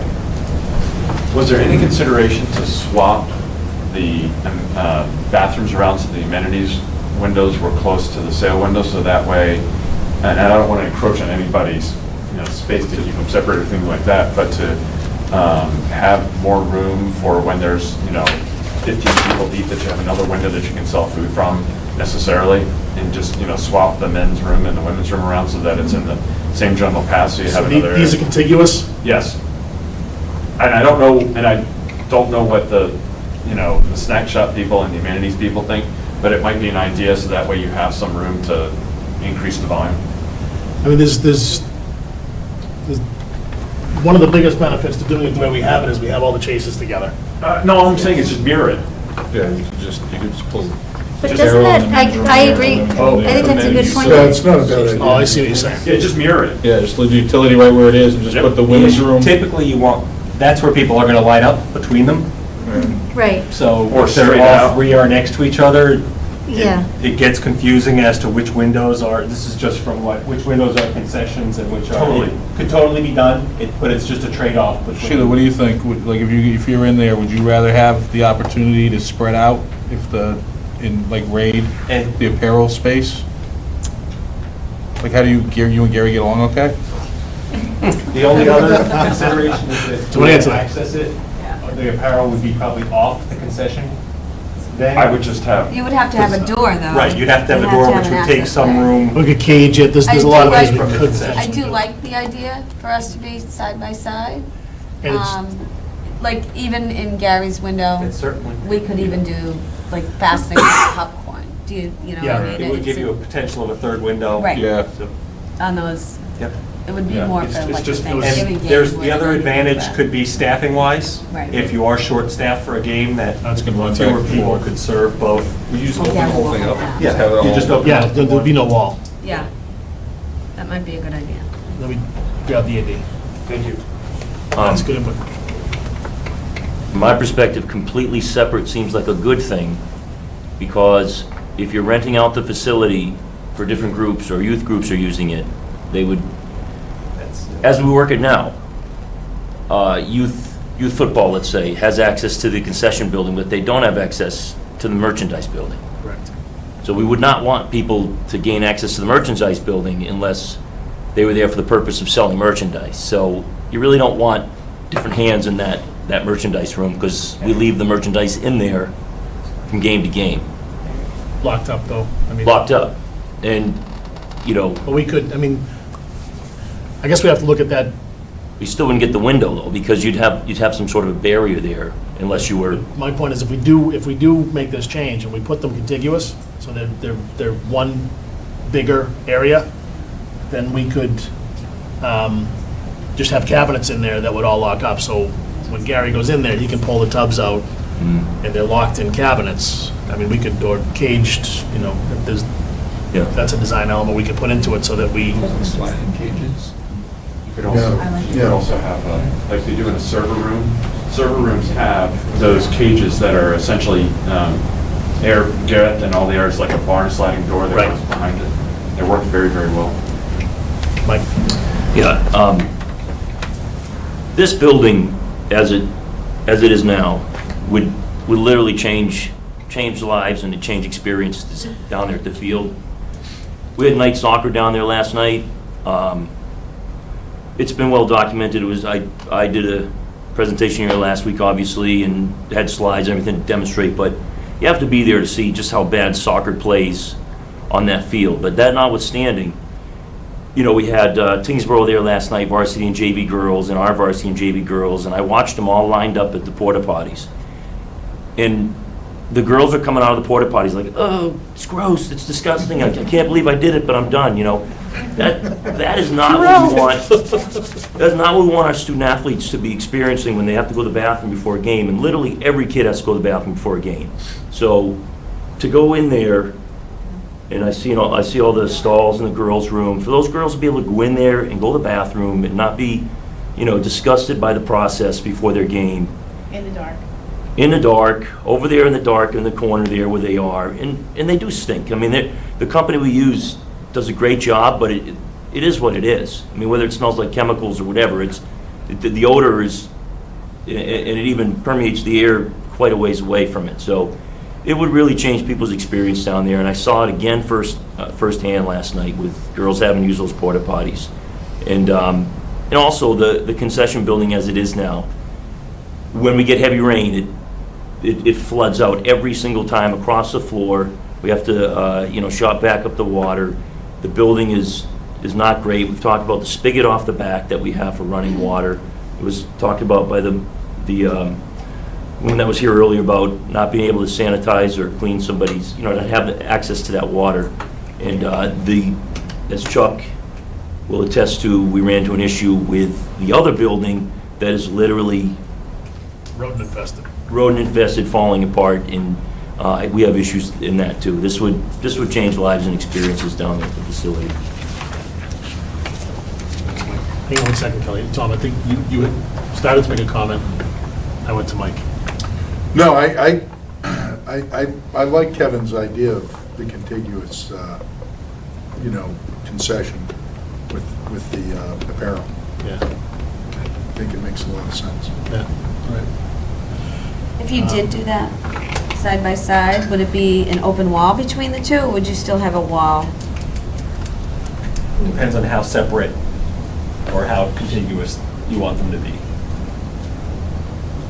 I mean, if it's a door that just locks and can be unlocked, so that other groups, if they're renting it, that apparel still stays locked off. Right. But yet there's a door that can be unlocked when it is just Littleton Right. using the facility, so that you can still go from one to the other. So there's options. But we Right. could do a locked door so that when it could be locked up and kept secure. Right, There will be accessed only through concessions. right. The only other thing is you lose a little bit of counter space in that concession for your cooking, warming. Because you can wrap around. Because you have to cut that, you lose some counter on that wall. I think that's gonna be hard though anyway, like if you're serving right there, to have the counter go all the way Yeah. around. Yeah, it's not. So it would have to be cut out. What do you mean it's not? The Do you have- counter, your main counter is the counter that would be on the wall between what would be the apparel room. This is Right your- here. Yeah, so Yep. This is where, really, most of That's your true. prep At the warming window. equipment's gonna be. Okay. So by putting this contiguous here, you lose that whole counter, so we're gonna have to rethink Right. I how. think Sheila's point is when you're serving a customer here, you can't reach across this entire, there would have to be some sort of bump out here. This is just a open, there's no There's equipment space right there. there. Well, Okay. that's not, is that a That's just a counter? counter, yeah. Okay. I think we probably. Cash box typically I think there. we probably Yep. want to do something like bring a counter out this way and open these up. The reason why, I mean, this layout's been tested and done in Yeah. very many concession stands, and that's so that you could have multiple people serving and no crossing and peninsulas, people get trapped in to go wash their hands, Yeah. do Sure. something on this prep table. So there's no, whenever you do a We run into peninsula, that you've now. got people Yeah. walking Right. around. You know, if you have a hot dog warmer over here and this person needs to get a hot dog, now they have to go all the way around there to get it and come back. Right. As opposed to having that clear flow. Maybe the width could be a little narrower. So, I mean, it's something that can be worked out, but it's just a Yeah. matter of reworking.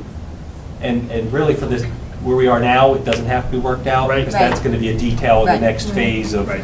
what are all of the elements you have in there, what are you prepping, what are you Right. cooking, and we'll work that out. Because there's more than enough space, it's just a matter of getting the configuration right. And will we go over price differences for the outside design, or does it? I don't think there are significant price differences. Okay. Really at this point but what we'll do is, I mean, I think they're all pretty comparable. I don't think there's really much difference between the Well, I only aesthetic. really like one. Yeah, me too. That one might be Yeah. just a little bit more expensive because of the overhang and the extra columns, but I don't think blended over the whole project, it's a significant amount of money. You good? Yeah, are we giving input on which? Hang on one second, just because Kelly's had her hand up for a while, I just wanted to. Okay. Kelly Mullen, Washington Drive. I just had a concern if we swap the restrooms and the apparel, which way in your design were you planning on having people line up? Because you said if they were separated, the two lines wouldn't merge together. Right now, we line up like parallel to the windows, but it almost sounds like you would want them going sideways if you were talking about them. Is there enough room to have still people line up standing straight in front of? So this Perpendicular. this amenities building is set back 10 feet from the existing? There's plenty of room. It's set back So quite a there's- bit, so we okay. could, they could queue They could use- perpendicular you to could the queue building straight out back from towards the windows. field. Yeah.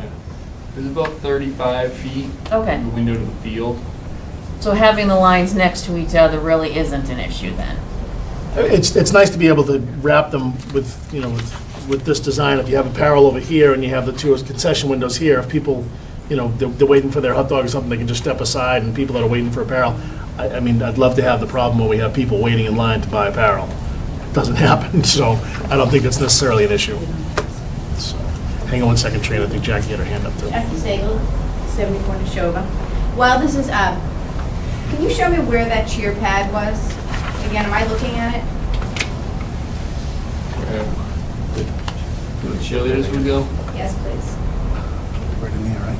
That whole area in front of the grandstands and to the right of it is extra space above and beyond what we typically do. Typically, the grandstands just come right up to that dashed line that you see. So, what he's saying is grandstands would usually be up here, Jackie, Yeah. but we've added all this space, Yeah. pushed the grandstands back in order to allow for all this extra space. So for warm-ups, but that's not going to preclude them from being in front of the grandstands, correct?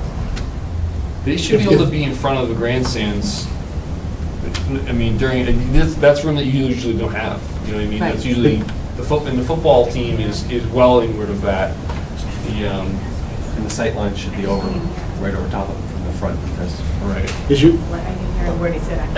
as the chair coach, are you looking to have them in front of the grandstands for when they perform? You want them in front of the Well, grandstands? they're always in front of the grandstands because they're cheerleaders, so they're engaging the crowd, and that's where they should be. To be off to the side, we go off to the side to warm up, for whatever. So do they have do space in after. front of the grandstands to cheer? They do, especially during football, I would say, because the football field Yes, is you narrower. have space in front of the bleachers to cheer. Where is it? All right, so you've got, so the sideline to football is right here. Okay. The fence is here. So we're outside the fence? Well, there is no fence. That's the old. Oh, there is I'm no- sorry, no, the fence is here, my bad, I'm sorry. Yeah. Guys in here. All right, so, That's all open. so you go from the sideline of, this is the widest sideline here, the 360? Or is this the widest sideline? This Why is don't you the let John soccer, show 'em? this is the widest sideline, right? That's Yeah, soccer, That's yeah. soccer right here. All right, so you've got, You've got 20 feet 10 between the feet, soccer 20 and feet. Yeah. you could- What about people who are walking from? They don't walk in front of the bleachers, the And side it's- entrance. No more walking in front of the No bleachers? more walking in front of the bleachers. So now that's completely cordoned That's off. your That's not space. Secured. so the bleachers are part of So you- the barricade.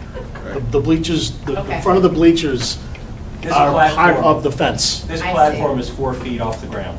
Correct.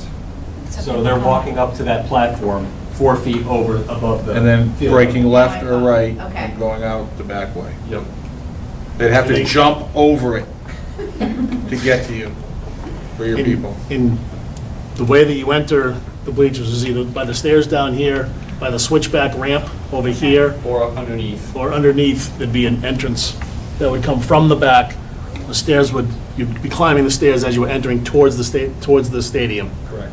Then you'd come up and the seats would be behind you. Okay, I get you. Thanks. Sorry, Trina. Trina Miller, Russell Street.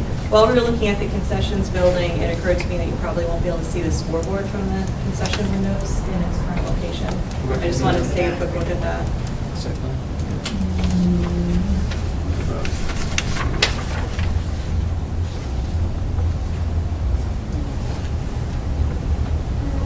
Do you think there is a sight line there? I don't think it's a deal breaker, but I think it's something that should be considered before we finalize where the You scoreboard is. can't really see it from the one there now, unless you lean out Which is what I do. the work bar window.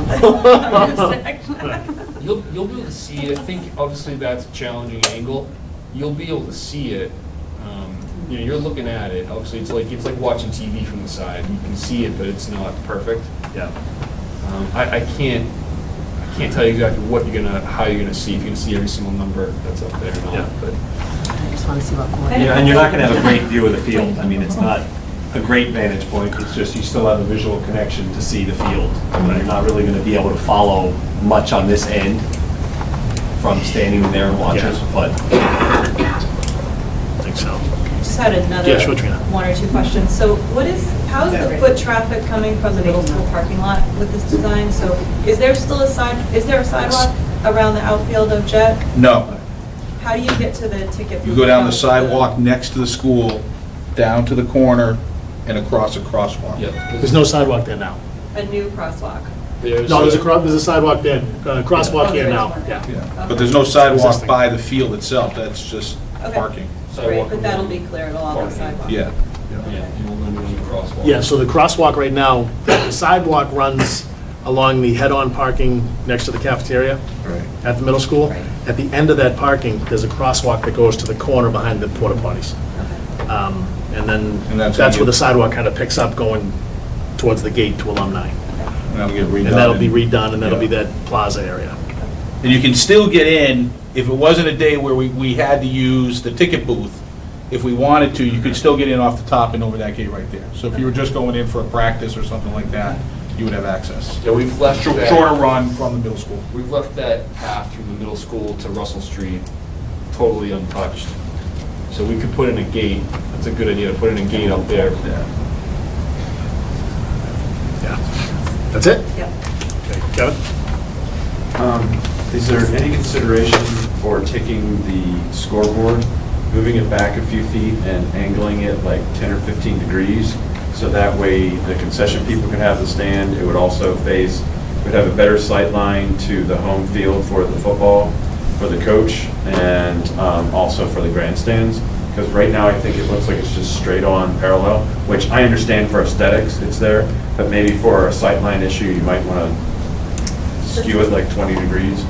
I think that's a good idea to consider. The only thing that I heard tonight that would make me just want to say, as a word of caution, is the other sports play on that visitor sideline. They need to have optimal look at it, so they Totally. can, great. Totally. But I think you're right, anything you can do to keep that and gain a little bit of viewing for everybody else would be That's wonderful. why I said move it back a little bit and skew it, so it Just something you can look at and. We'll look at it. sorry, just another idea.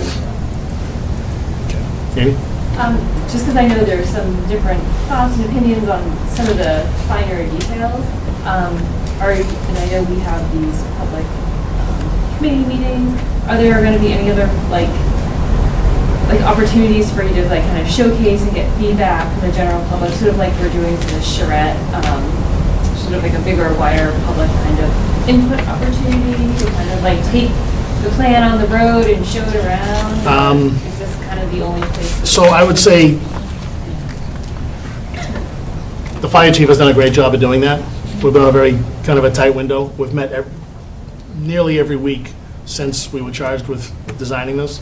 And, you know, we've had multiple opportunities for people to give input.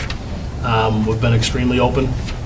And, you know, I've got on the agenda, the way I set it up is public input in the beginning, public input in the end.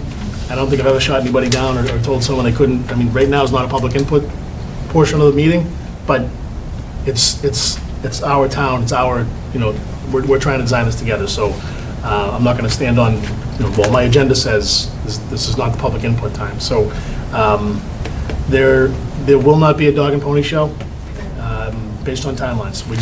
We're working really closely with these guys. We need to kind of get done what we need to get done. If people are interested, they should be here. Appreciate everybody that is here. This is And we great also have attendance. representation of the Board of Selectmen, the School Committee, the Permanent Municipal Building Committee, and the Finance Committee as well. So those boards are There's being 4 kept members at large abreast. as well. And Park and Rec.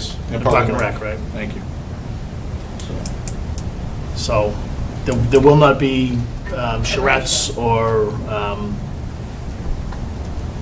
traveling banjo, roadshow. I don't like banjos. Bingo long, trailing all stars and motorcades. That's what I was thinking of. Not a lot of people would have gotten that. All right. So we Kelly, good? Are this is we- your last one. Oh, No, sorry, I'm good. kidding. Good.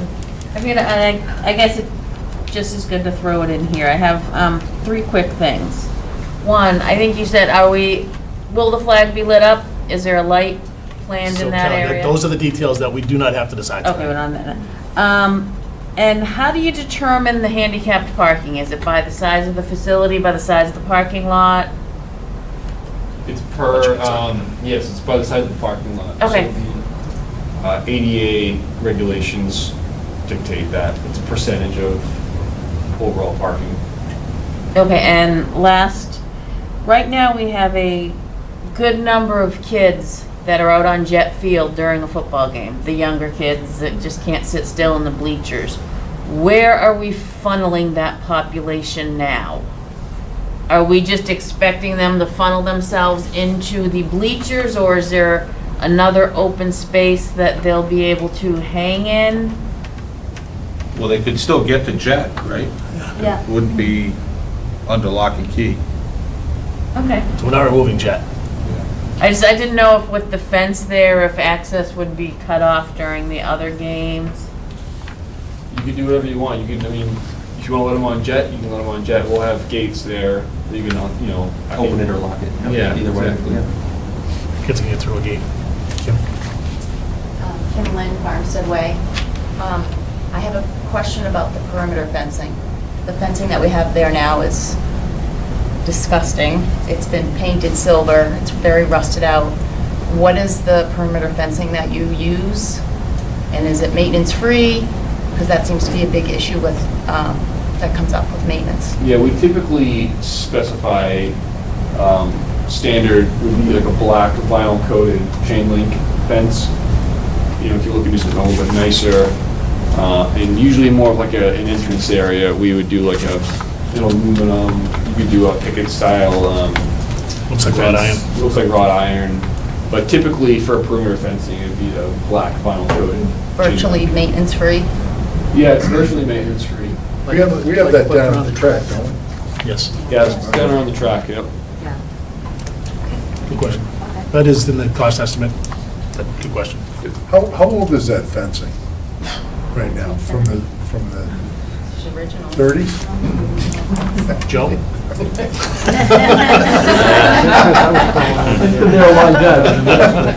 I'm sorry. That wasn't right. I like how he calls them.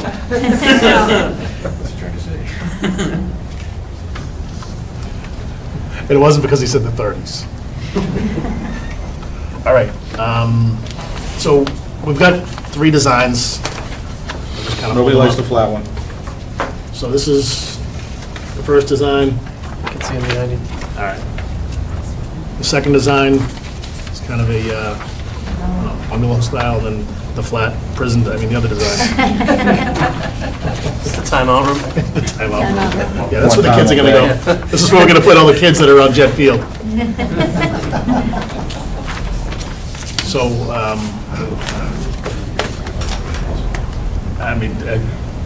think I'm number going one. with one. I think, yeah. It's not even close for me. Yeah. There is a little bit more because you've got that gable that hangs over with the pillars, I would imagine, right?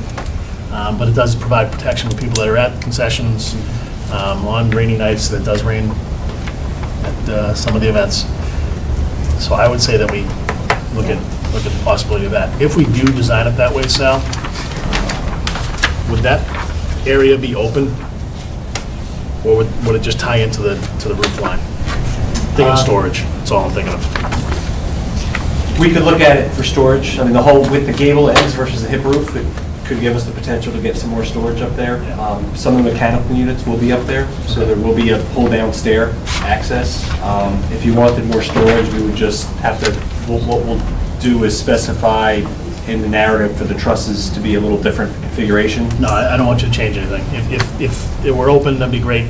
Like right now, we put a lot of stuff, the coffee makers and things like that, we put them up in the rafters. But just because we don't have a lot of space and we want to get them off the ground. But you do have a fair amount of open space with the gable roof to begin with. So I think, based on seeing a lot of north-south nods, everybody was kind of felt like that was the design that we probably want to move forward with. If you go with one, would you still be able to see the scoreboard, or does it actually obstruct the view then? With that overhang? With the overhang, as opposed to two where the overhang is much higher? I don't think it's going to obstruct the view, because that overhang is going to be, I would guess, at least 8 feet high. If you have a 6-foot tall person in there looking up at the scoreboard, it's not going to interfere with the By the time sight that lines. angle, Right. I mean, gets over that distance is gonna be pretty far.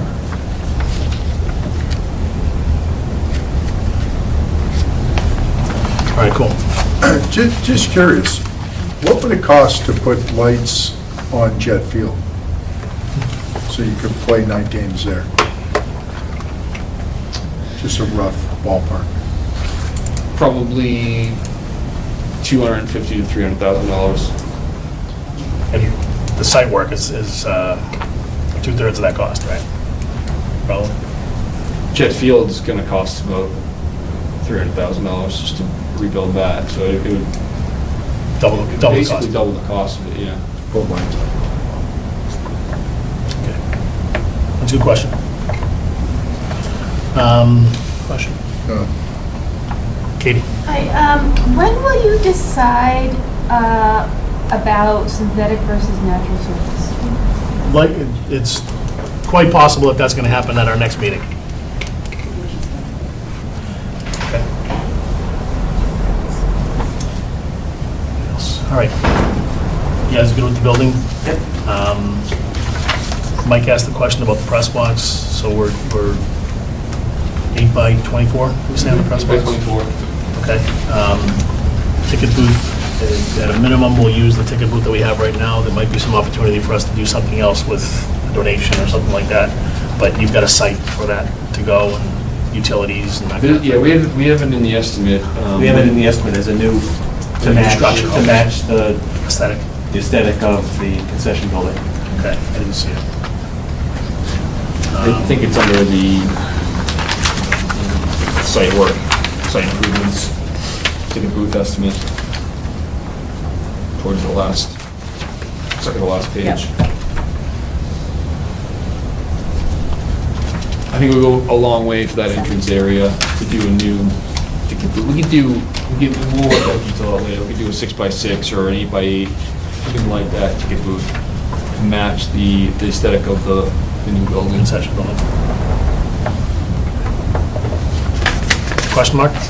I had a question, what's to the right of the bleachers and where the security fence goes around behind and to the, just the area to the right that's, yeah. How do you access that and what's there? Between the field, there's that little, yeah. So I think that's just, Grass right now. it's grass, and we're showing that as a future lacrosse rebound wall. I don't know if that's where that goes. I don't know if that's a great spot for it because of where the playground is and, if you get a stray ball going parking lot. So we might end up taking that off, but, I think it'd be a good place for teams to be able to queue up and maybe stretch out or even just to We've got a 16-foot sliding gate right there. You could bring goals and other equipment to kind of store them over there. Soccer goals, if you want to get them out of the way. Get it out of the way first. You know, I'm thinking that along that, that angled fence line there, we may throw another gate in, so you could access that area off of the driveway. So you can get in there, there could be a secondary means of access onto the field as well.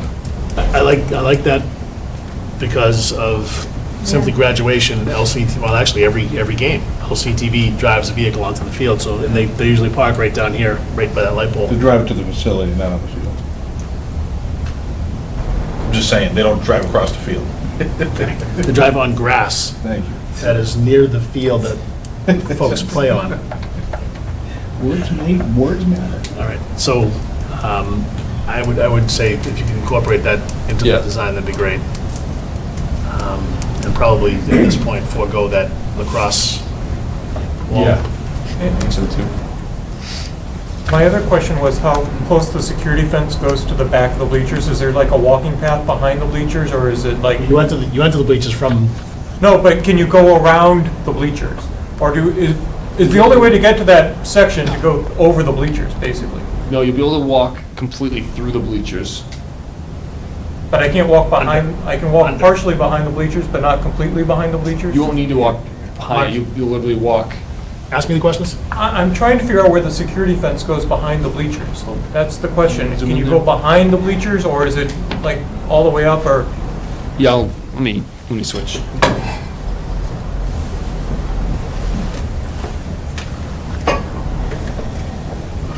So that fencing will go around the whole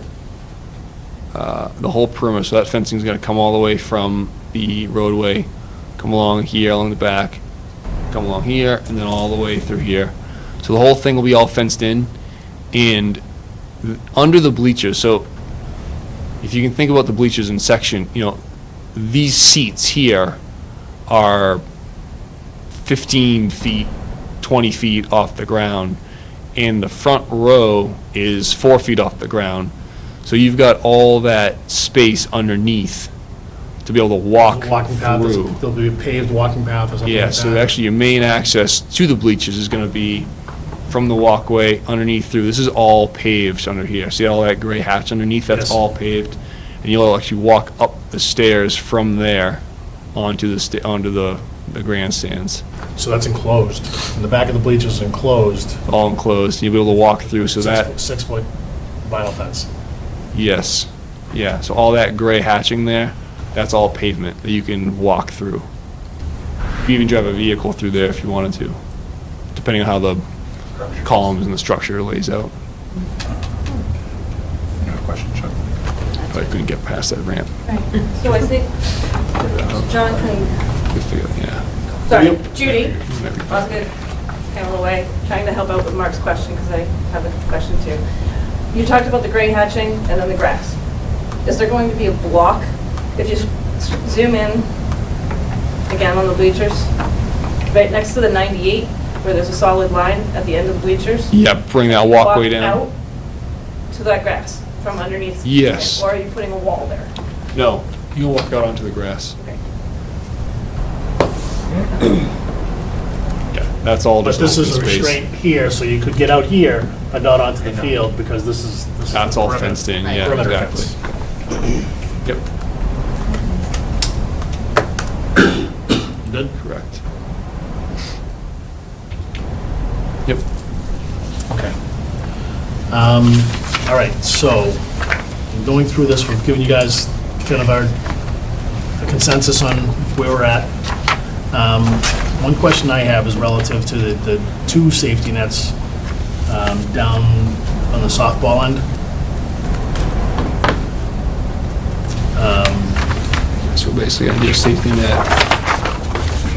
And I guess that there is, Mike, Lynn, if I could pose this question to you, there is the potential that we would have a softball game and a lacrosse game simultaneously at this facility. Actually, it shouldn't just be a question for you, but there is a potential that there would be a school softball game and a school lacrosse game simultaneously at the facility, a practice. Guaranteed. Every day, I mean, Never mind. Yeah. I was thinking that there was a way for us to eliminate one of those 20-foot safety nettings, but I don't think it's penny wise, pound foolish, because I think it would just, Yeah, but the other thing too is you gotta protect the walkway, you need the two nets to protect the walkway. You take one away and you're exposed from either softball. actually, Chuck, middle school's baseball, softball is a Tuesday, Thursday sport, because high school's Monday, Wednesday, Friday, so there's only so many umpires. right. And lacrosse in Central Mass is a Tuesday, Thursday, Saturday sport. So absolutely, Tuesday, Thursdays, you'd have middle school games going on, and you'd have boys or girls lacrosse being played at the same time. And then on the weekends, there's, youth softball. Same thing, yep. Would likely Yep. be used in the field, or we could be renting it out, or, And like Mike just said, as important as the athletes on both fields, people need to be able to walk yeah. through that area. Yeah. And this is good standing area too, probably for viewing the game. Yeah. If you're sitting there standing, if you're standing there viewing the field, you'd want some sort of protection. Yeah. Okay. Let me just.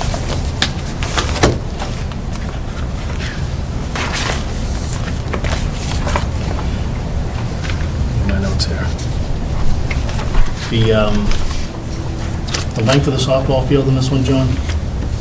185? 185.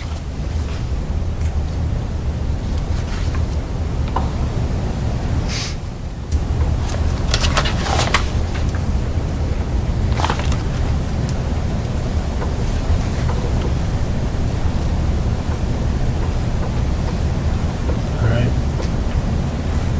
I think I had a lot of questions that I had in my design. Did you want to go through the cost estimate? I think we should.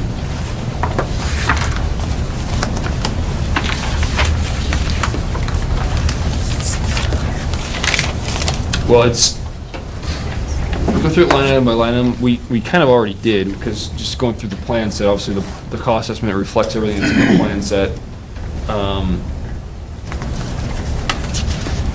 Just to give you a little bit of detail on this, some specific things. Obviously, it assumes that all the existing lighting is to remain, no upgrades. It does not, at one point, we discussed the possibility of doing infrastructure and foundations for future lights. We're not including that at this time.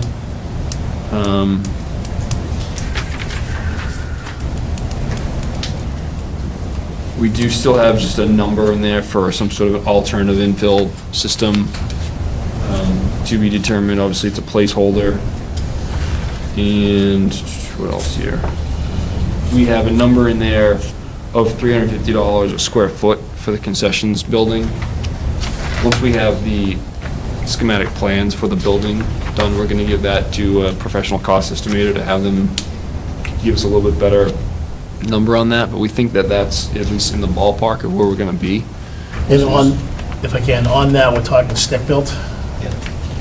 With tile in the bathrooms, so that we can meet the energy code, we can make sure it's heated, and we're not gonna worry about freezing pipes and, okay. They'll be heated till the day We you shut it down and drain it, and, yeah. And then freeze the pipes. Right. Okay, good.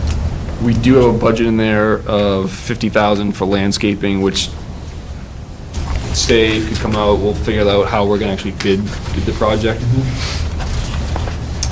And we are including redoing the roadway along baseball in that parking here. But in this cost estimate, we're not including any of the southern parking. We may want to add in a little bit of that parking along the fence line. Perimeter of the field, Yeah. where you have a lot of handicap parking now? Right. But I don't think that's gonna sway this greatly one way or the other. So we were at 376, so you're saying that had to have added more than $30,000, right? $27,000? The new parking along baseball there, we broke that out separately. Is that what you're saying? So, a couple weeks ago, when we kind of pulled out as a line item parking, just as a line item. We were at about 376. Right. You're at about 393 now for that southern. That whole, right, but. That includes that area against the visitor side? Includes all of that parking, that number. So Okay. it's not completely accurate from what we may build. Okay. I was just realizing that earlier today, that to do this sidewalk, we're gonna build that sidewalk, you're gonna do the curbing here, and you're gonna need some handicap parking no matter what. And you're gonna have to blend that all in with the existing pavement, so at that point, why not just build these parking stalls here? So that number isn't exactly factored in, and again, it's still a per parking stall estimate that we're using, which again is order of magnitude. And that number went up from 376 to 393, because we added in a little bit of extra money for the permeable pavers that we would probably do down there. Right. That's why that number changed. So taking that out below the line and everything else in, we're estimating the subtotal, with those caveats, being just short of 3 million. So we're at 2,981,000. Okay. That's subtotal, no contingency. We would recommend carrying a construction contingency of 10%, which would add another, 300,000, basically. So the number, the grand total would be 3.2. So we would be looking at, if we agreed tonight that we wanted to move forward to town meeting, to get this built with, some tweaks, we're going to be in the vicinity of $3.3 million. Correct. And that number doesn't include, and I don't know how the funding was set up for design fees, because obviously we're just doing up to schematic design, and there's another That's different. another phase yeah, for that's- detailed. that's different funding, and that's so we've got that money set aside differently than the money that's So we wouldn't have to fund that aspect into out of this? this. No, Okay. absolutely, that's not rolled into this. Yeah. You being paid for doing what you're doing right now is not coming out of this number. Right, but yeah, that's good to know. Sometimes It's not. towns will roll it into the whole thing, and we'll have to capture that in this estimate, so you have enough money for everything. But in this case, if that's separate, then as we've produced the cost estimate, it's correct. Okay. One comment I would make about the, adding in some of that additional parking that you don't think is currently caught in the number. If you do it as a per spot cost, you have about $2,800 per spot. You're talking about adding about 10, right? 10 spots along that? Was it more? No, it was more. It's more. It's 36. It's 35. 35, but But, that number, that $2,800 per parking stall assumes completely new, gravel base, pavement. It includes lights, striping, signage, things like that. okay. So the number per stall for those parking spaces along the field there, Right. Would be, I would guess would be less than that $2,800 per stall But if number. we use that number, we're going to be okay. Yeah. You'd be conservative. my point being that we, You add some number back. the bleachers might go down by like 30,000 if we cut them by the number we thought we were going to.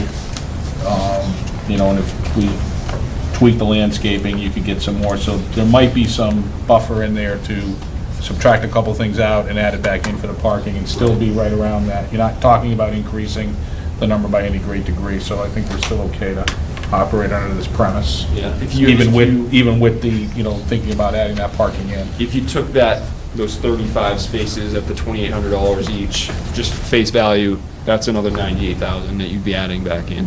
I think it's gonna be less than that, and then, I think we're gonna end up reducing a couple things somewhere else, so. Okay. Just because I'm looking at the site, the whole site right now, you've got the swing area outlined. is anything on the Russell Street Playground site being affected with this design? No, the only thing that I would mention is that we are taking, I know that this right now is open space and kids use it for probably recess. Right. We're leaving most of that. We are taking some of that with this, new area here for the building and fencing here. There's still a fairly decent open area there for just, unprogrammed activities. And then also, we're right up against this swing set area here. So, It's not a safety issue? We're within... No, it's not a safety issue. It's more of a construction issue, I think. We just have to be smart about how we go about that. You've been in tighter spaces, though. It's going to be the contractor's responsibility. I mean, we've got that fence line right there, which is, I think, where it is now. Yeah. And there's a good area between the swing set area and that fence line now, of that sandy area. So I think we're okay, but we're not touching the playground, we're not touching the basketball courts, and we shouldn't be touching the swing set area.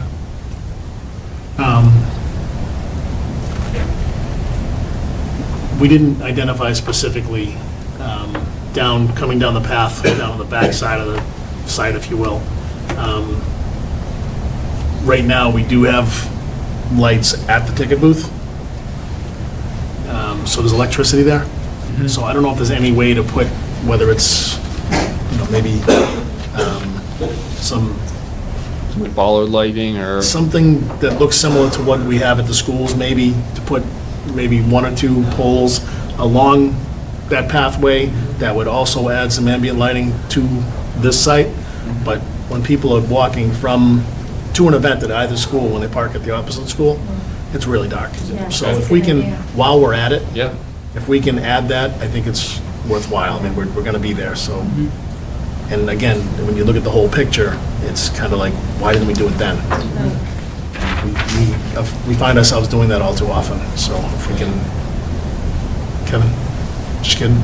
No, I have a question, but I can ask it. Asking how. Oh, I'm sorry. What is the square footage of total impact area? So in other words, if you sum up all, if you take the area inside the fence line of everything, what is the square footage of that? Yes, including parking and also excluding parking. Have you guys got a number like that? I could To what end? guess on what that is. I know To see how what big the the field is. cost per square foot, or? Why don't you go back and get it and supply it to the chair who will disseminate it? I don't think, you can't do it on the fly, right? I don't want you to do on the, Yeah, it's. you want a good number? I want a good number So because. it's just, Yeah, that's come back fine, do with it it. next week, that's not a big deal. The reason why I'm asking that question is, last town meeting, we passed a bylaw for new construction for water management.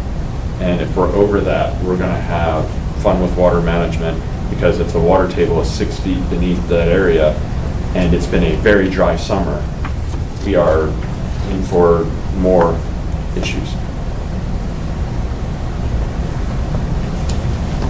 Okay.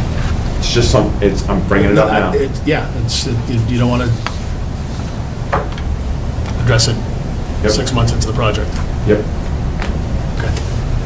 Amy? This is kind of like a not super important question, but it's nice to answer. When do you anticipate starting construction? I guess my question is more around, impacting the kids at recess and playing. And my other just concern is, they run the summer school program and the CASE program out of the Russell Street School, and a lot of those kids are pretty severely on the spectrum, and they're not going to be able to tolerate that noise at all. I just think maybe in terms of impacting the kids at recess, their safety, running the summer school programs for some of those pretty severely autistic kids. So we've done other projects. We did the Russell Street rehab, we did the track, we did paving this summer. So we did the middle school project. So obviously, all those things are going to be taken into consideration. We will, let's say everything goes perfectly and we go to town meeting, it passes. What would happen is Gail would prepare bid documents for the flat surfaces and for the structures. Those bids would go out, they'd come back. We would hope to have those contracts signed with the winning bidders to be able to start constructing in the spring, so that we would only lose the spring season from that facility. So it would impact the summer at Russell Street. But there would be every precaution, and we, like I said, we did paving this summer, and we had those programs going on at the Russell Street School this summer as well. So those all would be taken into account and into consideration. And it's not their first rodeo. They've done a lot of these in much tighter quarters with a lot of stuff going on. I mean, look at some of the inner city locations where they've done some of these facilities, and they've had to do it in tight quarters with residents right up against the fence line. But I appreciate what you're saying relative to the case folks that are in that building with very specific needs and concerns. Thank you. Katie? How will maintenance be funded? As soon as we determine what we're going to do, Katie, we're going to come up with a maintenance plan. So right now, we're hashing out for alumni, the memorandum of understanding. I've got a meeting tomorrow night with Parks and Rec, the Highway Department Director, and myself. So it's Alicia, Jim Clyde, Ivan Pagasic, and myself are meeting to discuss maintenance, the memorandum of understanding that we're currently operating under. So I can't sit here right now and tell you that we're going to put $300,000 a year into one line item, and it's going to be under this department's budget. That hasn't been determined yet, and we're not there. So as soon as we determine what it is that we're going to have, we'll be able to determine what needs to be done for this facility. On a larger scale, part of the conversation that we're having tomorrow night has to do with maintenance and care, custody, and control of all the fields. So not to blend the two, because I've tried to work hard to make sure the two are separate, but we are taking advantage of that meeting tomorrow night to talk about both of them. Jackie? There seems to be a notion that there's zero money in a maintenance budget in town for maintaining fields. So I wondered, how has the maintenance of the field, watering, seeding, cutting, painting, where does all that money come from? Is it just magically appearing, or is there actually a line? Is there a budget allocated from different departments? Is there a budget currently? Are we coming up with new budget line You items? have two basic funding items. One is personnel. And that's out of the highway department. You have 2 full-time staff, year-round staff that are on fields, and then you have 2 seasonal staff that are hired in the summer. So for labor, that's under the highway department. For materials, seed, paint, besides water, hold off on water for a second, that stuff is done via assessment by the Park and Rec department to the youth groups who use the fields. They collect that money, they disperse the money. When the highway department goes and buys materials, they get the money from that funding, that assessment, that's where it goes. Water is either drawn out of natural resources, like when they water Alumni, they have a pond over there, they have a cannon. It's not like the water department has to do it, it just comes out of the pond and goes there. If it's water that comes out of the pipes that built in water, then it's the school has that budget because it's on our property, and the way they have the meters set up, there's no way to know if the water is going into the building or out to the field right now. So we would get the only one that's irrigated is the high school fields. Right? I don't think the Russell Street fields are irrigated. This is not, Shaker's not. Shaker's not. Russell High School. So what you're Purpose not a saying school is that property. there is budget. Yes, there is a money maintenance budget spent that's applied to the annually fields. towards it. And would this be the first time Alumni Field is incorporated into that, the allocation of those funds? No. Okay, so that's not the There- first time Yeah. that JET or Alumni. It's a funky mechanism, it is slightly opaque. We get it because we see it and we understand the memorandum because we wrote it and signed it. So for us, it's like, oh, well, that all makes sense to us.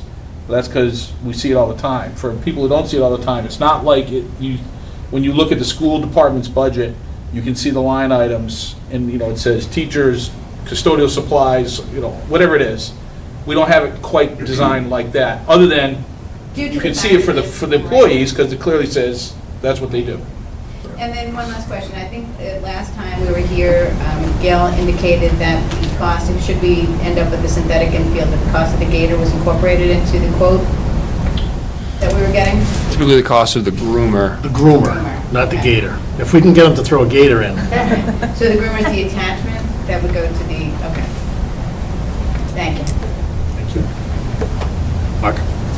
Is the field irrigated in this design? Is jet field irrigated or? Yes. In the proposed design, we're proposing to irrigate it. Jet or alumni? Jet. Jet, not alumni. The cost estimate that we provide in the design right now, and I know the final decision hasn't been made yet, but what we presented is that alumni would be synthetic surface, no irrigation, and jet would be a grass surface with irrigation. And could the irrigation system still pull off the pond? Or is it still pull off the pond? We're going to pull off the pond to irrigate the Whitcomb Field, the Russell Street fields, the inside the track. We just invested in a water cannon this year to bring those. If you look at Alumni right now, Jim's done a good job of draining that pond down and putting water on as much of the field, or Sean and Jim. The question is, if we're irrigating jet field and/or alumni field, is that now coming out of the school department budget to pay for the, or can we still use? We're not there yet. We haven't made that determination yet. And it wouldn't necessarily come out of the school department budget. Well- It would depend how we metered it. If you meter it on the same meter that already feeds the building, there's no way to not have it come out of, because you Fair can't enough, figure it out. I'm just saying, it's coming out of someone's budget versus out of a pond. Yeah, I think that decision's gonna be probably in large part, depending on, is it coming out of the pond? Are we gonna sink a well? Or is it gonna be tapping into the water main? And I don't think we know that yet. All right. We have water for the building as well. We're going to have to make that Right. decision. Yeah. That's a meter as We're well. assuming that that's coming off of the. That'll probably be fine. Can't take that out of the pond. Depends what you use it for. Save some money. You can. Just how you treat the water. There's a water main that runs. Yeah, We have water Yeah, corridor, we we got got water. back here, so we got water tap off of Get your that. water, right ahead. All right,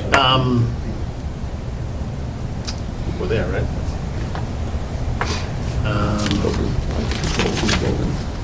What's the timeline, what's the next? Yeah. All right, so next week, our meeting is, Judith, do you know? Tuesday, the 18th. It is, because Carl, you've got a meeting on Wednesday. Yeah. There's a green dot in every day of my week, so it just takes me a minute. 18th. I apologize. It is the 18th. 7:30 here. So we've got this building. As far as agenda, I think, Mike, you mentioned the conversation relative to, Synthetic versus natural. yeah. Let's talk about it, figure it out. All right. Any other agenda items that you guys think need to be? What's Timeline what do relative you, yeah, to where are you guys at right now, based on what we've talked about tonight? What's the next steps? So our and timeline next for you guys? milestone that we were tracking was providing the final schematic design and cost estimate by the 26th October. of October for your use for the town warrant article.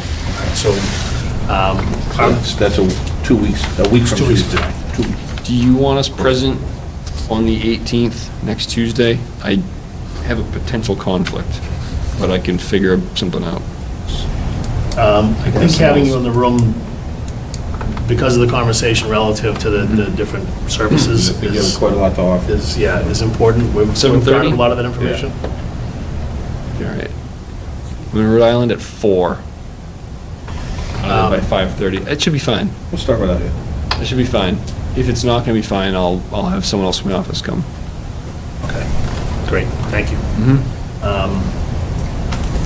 All right, so,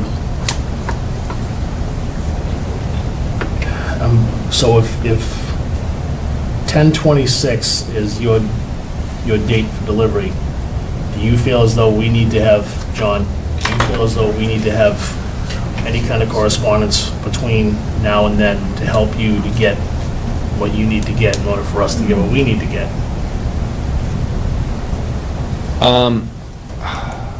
I think that we have really good direction at this point.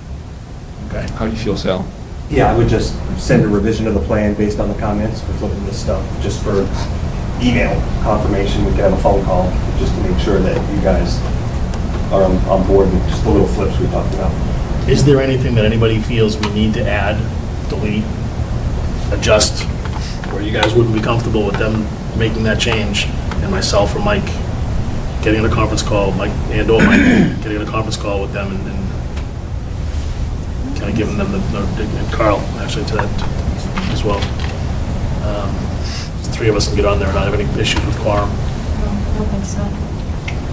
Yeah, we have, coming out of tonight, You okay with that? fairly minor edits to make. You good if the three of us are able to get on a conference call if they need to get anything answered? And if there's a question that we feel as though we don't have the authority to answer, we'll have to post a meeting 48 hours, it takes us 48 hours to post a meeting. So. And we're 2 meeting days next later. Tuesday anyhow, right? So if there's something that comes up between now and then, Right. we can talk about it then. Okay, we'll just have to make sure we agenda it. Let's just agenda it. Yeah. We're gonna give the building plans to the cost estimator some point next week, to give them 4 or 5 days to actually do probably the day after that meeting, Okay, good. to give them time to actually do the cost estimate, so we can have it back a day or two before the 26th and give you the final deliverable. Okay. So next week, synthetic versus grass, anything else on the agenda? An update from Gail on the design. Update on design discussion. So that meeting, what will you want from us? We have brought samples just in case tonight of synthetic and 5 or 6 different infill options. I'll bring all this back. And then we have a cost analysis, a life cycle cost analysis, synthetic versus natural grass that we've given to many, many different owners as well. We can So present that. in that life cycle cost analysis, you incorporate maintenance, correct? Correct. Can you send that out to Chuck, like, this week? Yeah, the thing that yes, it doesn't include the cost of alternative infills, though. We haven't updated it to that point. That's okay. Just give it the way we have it, because we might want to take a look at it and work it for our, for presentation purposes. And if we have questions on something like that.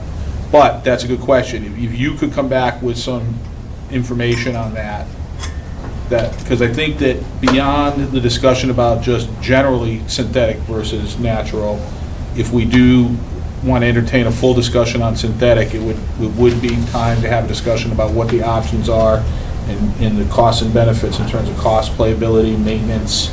You know, what'd be really good to have for that meeting is an estimate of how many uses will be on the field. We kind of have that, and we can flesh that, we can get that to you. Yeah, that'd be good. Also, I don't know if this was said, for the maintenance, can you compare what a grass field maintenance would be compared to a synthetic field? Yeah, that's in that, Over the. that's in that life cycle cost analysis as well. Perfect. It's on your website, isn't it? It's on your website, isn't it? It might be on our website. So you're telling me we're looking at. No. Chuck doesn't want to wait for it, he's going to get it. That's all right. Do you have On the any- website. We need to update it too, to add in the option for an alternative infill or not. Yeah, We'll do that. Okay. All right. I don't see any reason to keep these guys hanging around. I don't think we have much more to go with, but Thank you. you guys have nothing else for us. You know how to get a hold of us if you need us. I think we're all right, yeah, thank you. John, if you can send me, just ping me, and I'll send you Julie's, I'll reply to both of Julie's email addresses. Sure, that'd be great.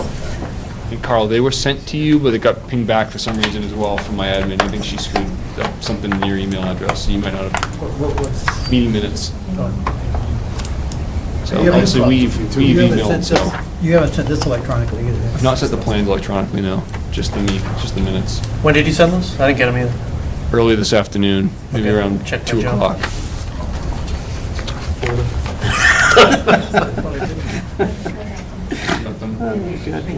Clearly next door. That's true, right? Oh, is the sign? Can't look up yet? I just want to take some pictures before they leave of the stuff that they have. All right. We've kind of been open the whole time, but does anybody have anything else they want to add? I just want to encourage the committee not to try to be generous with the amount of seating at this phase. Seating in the grandstands is not something that can easily be added later. And there was some talk tonight about maybe reducing from what's currently in the design.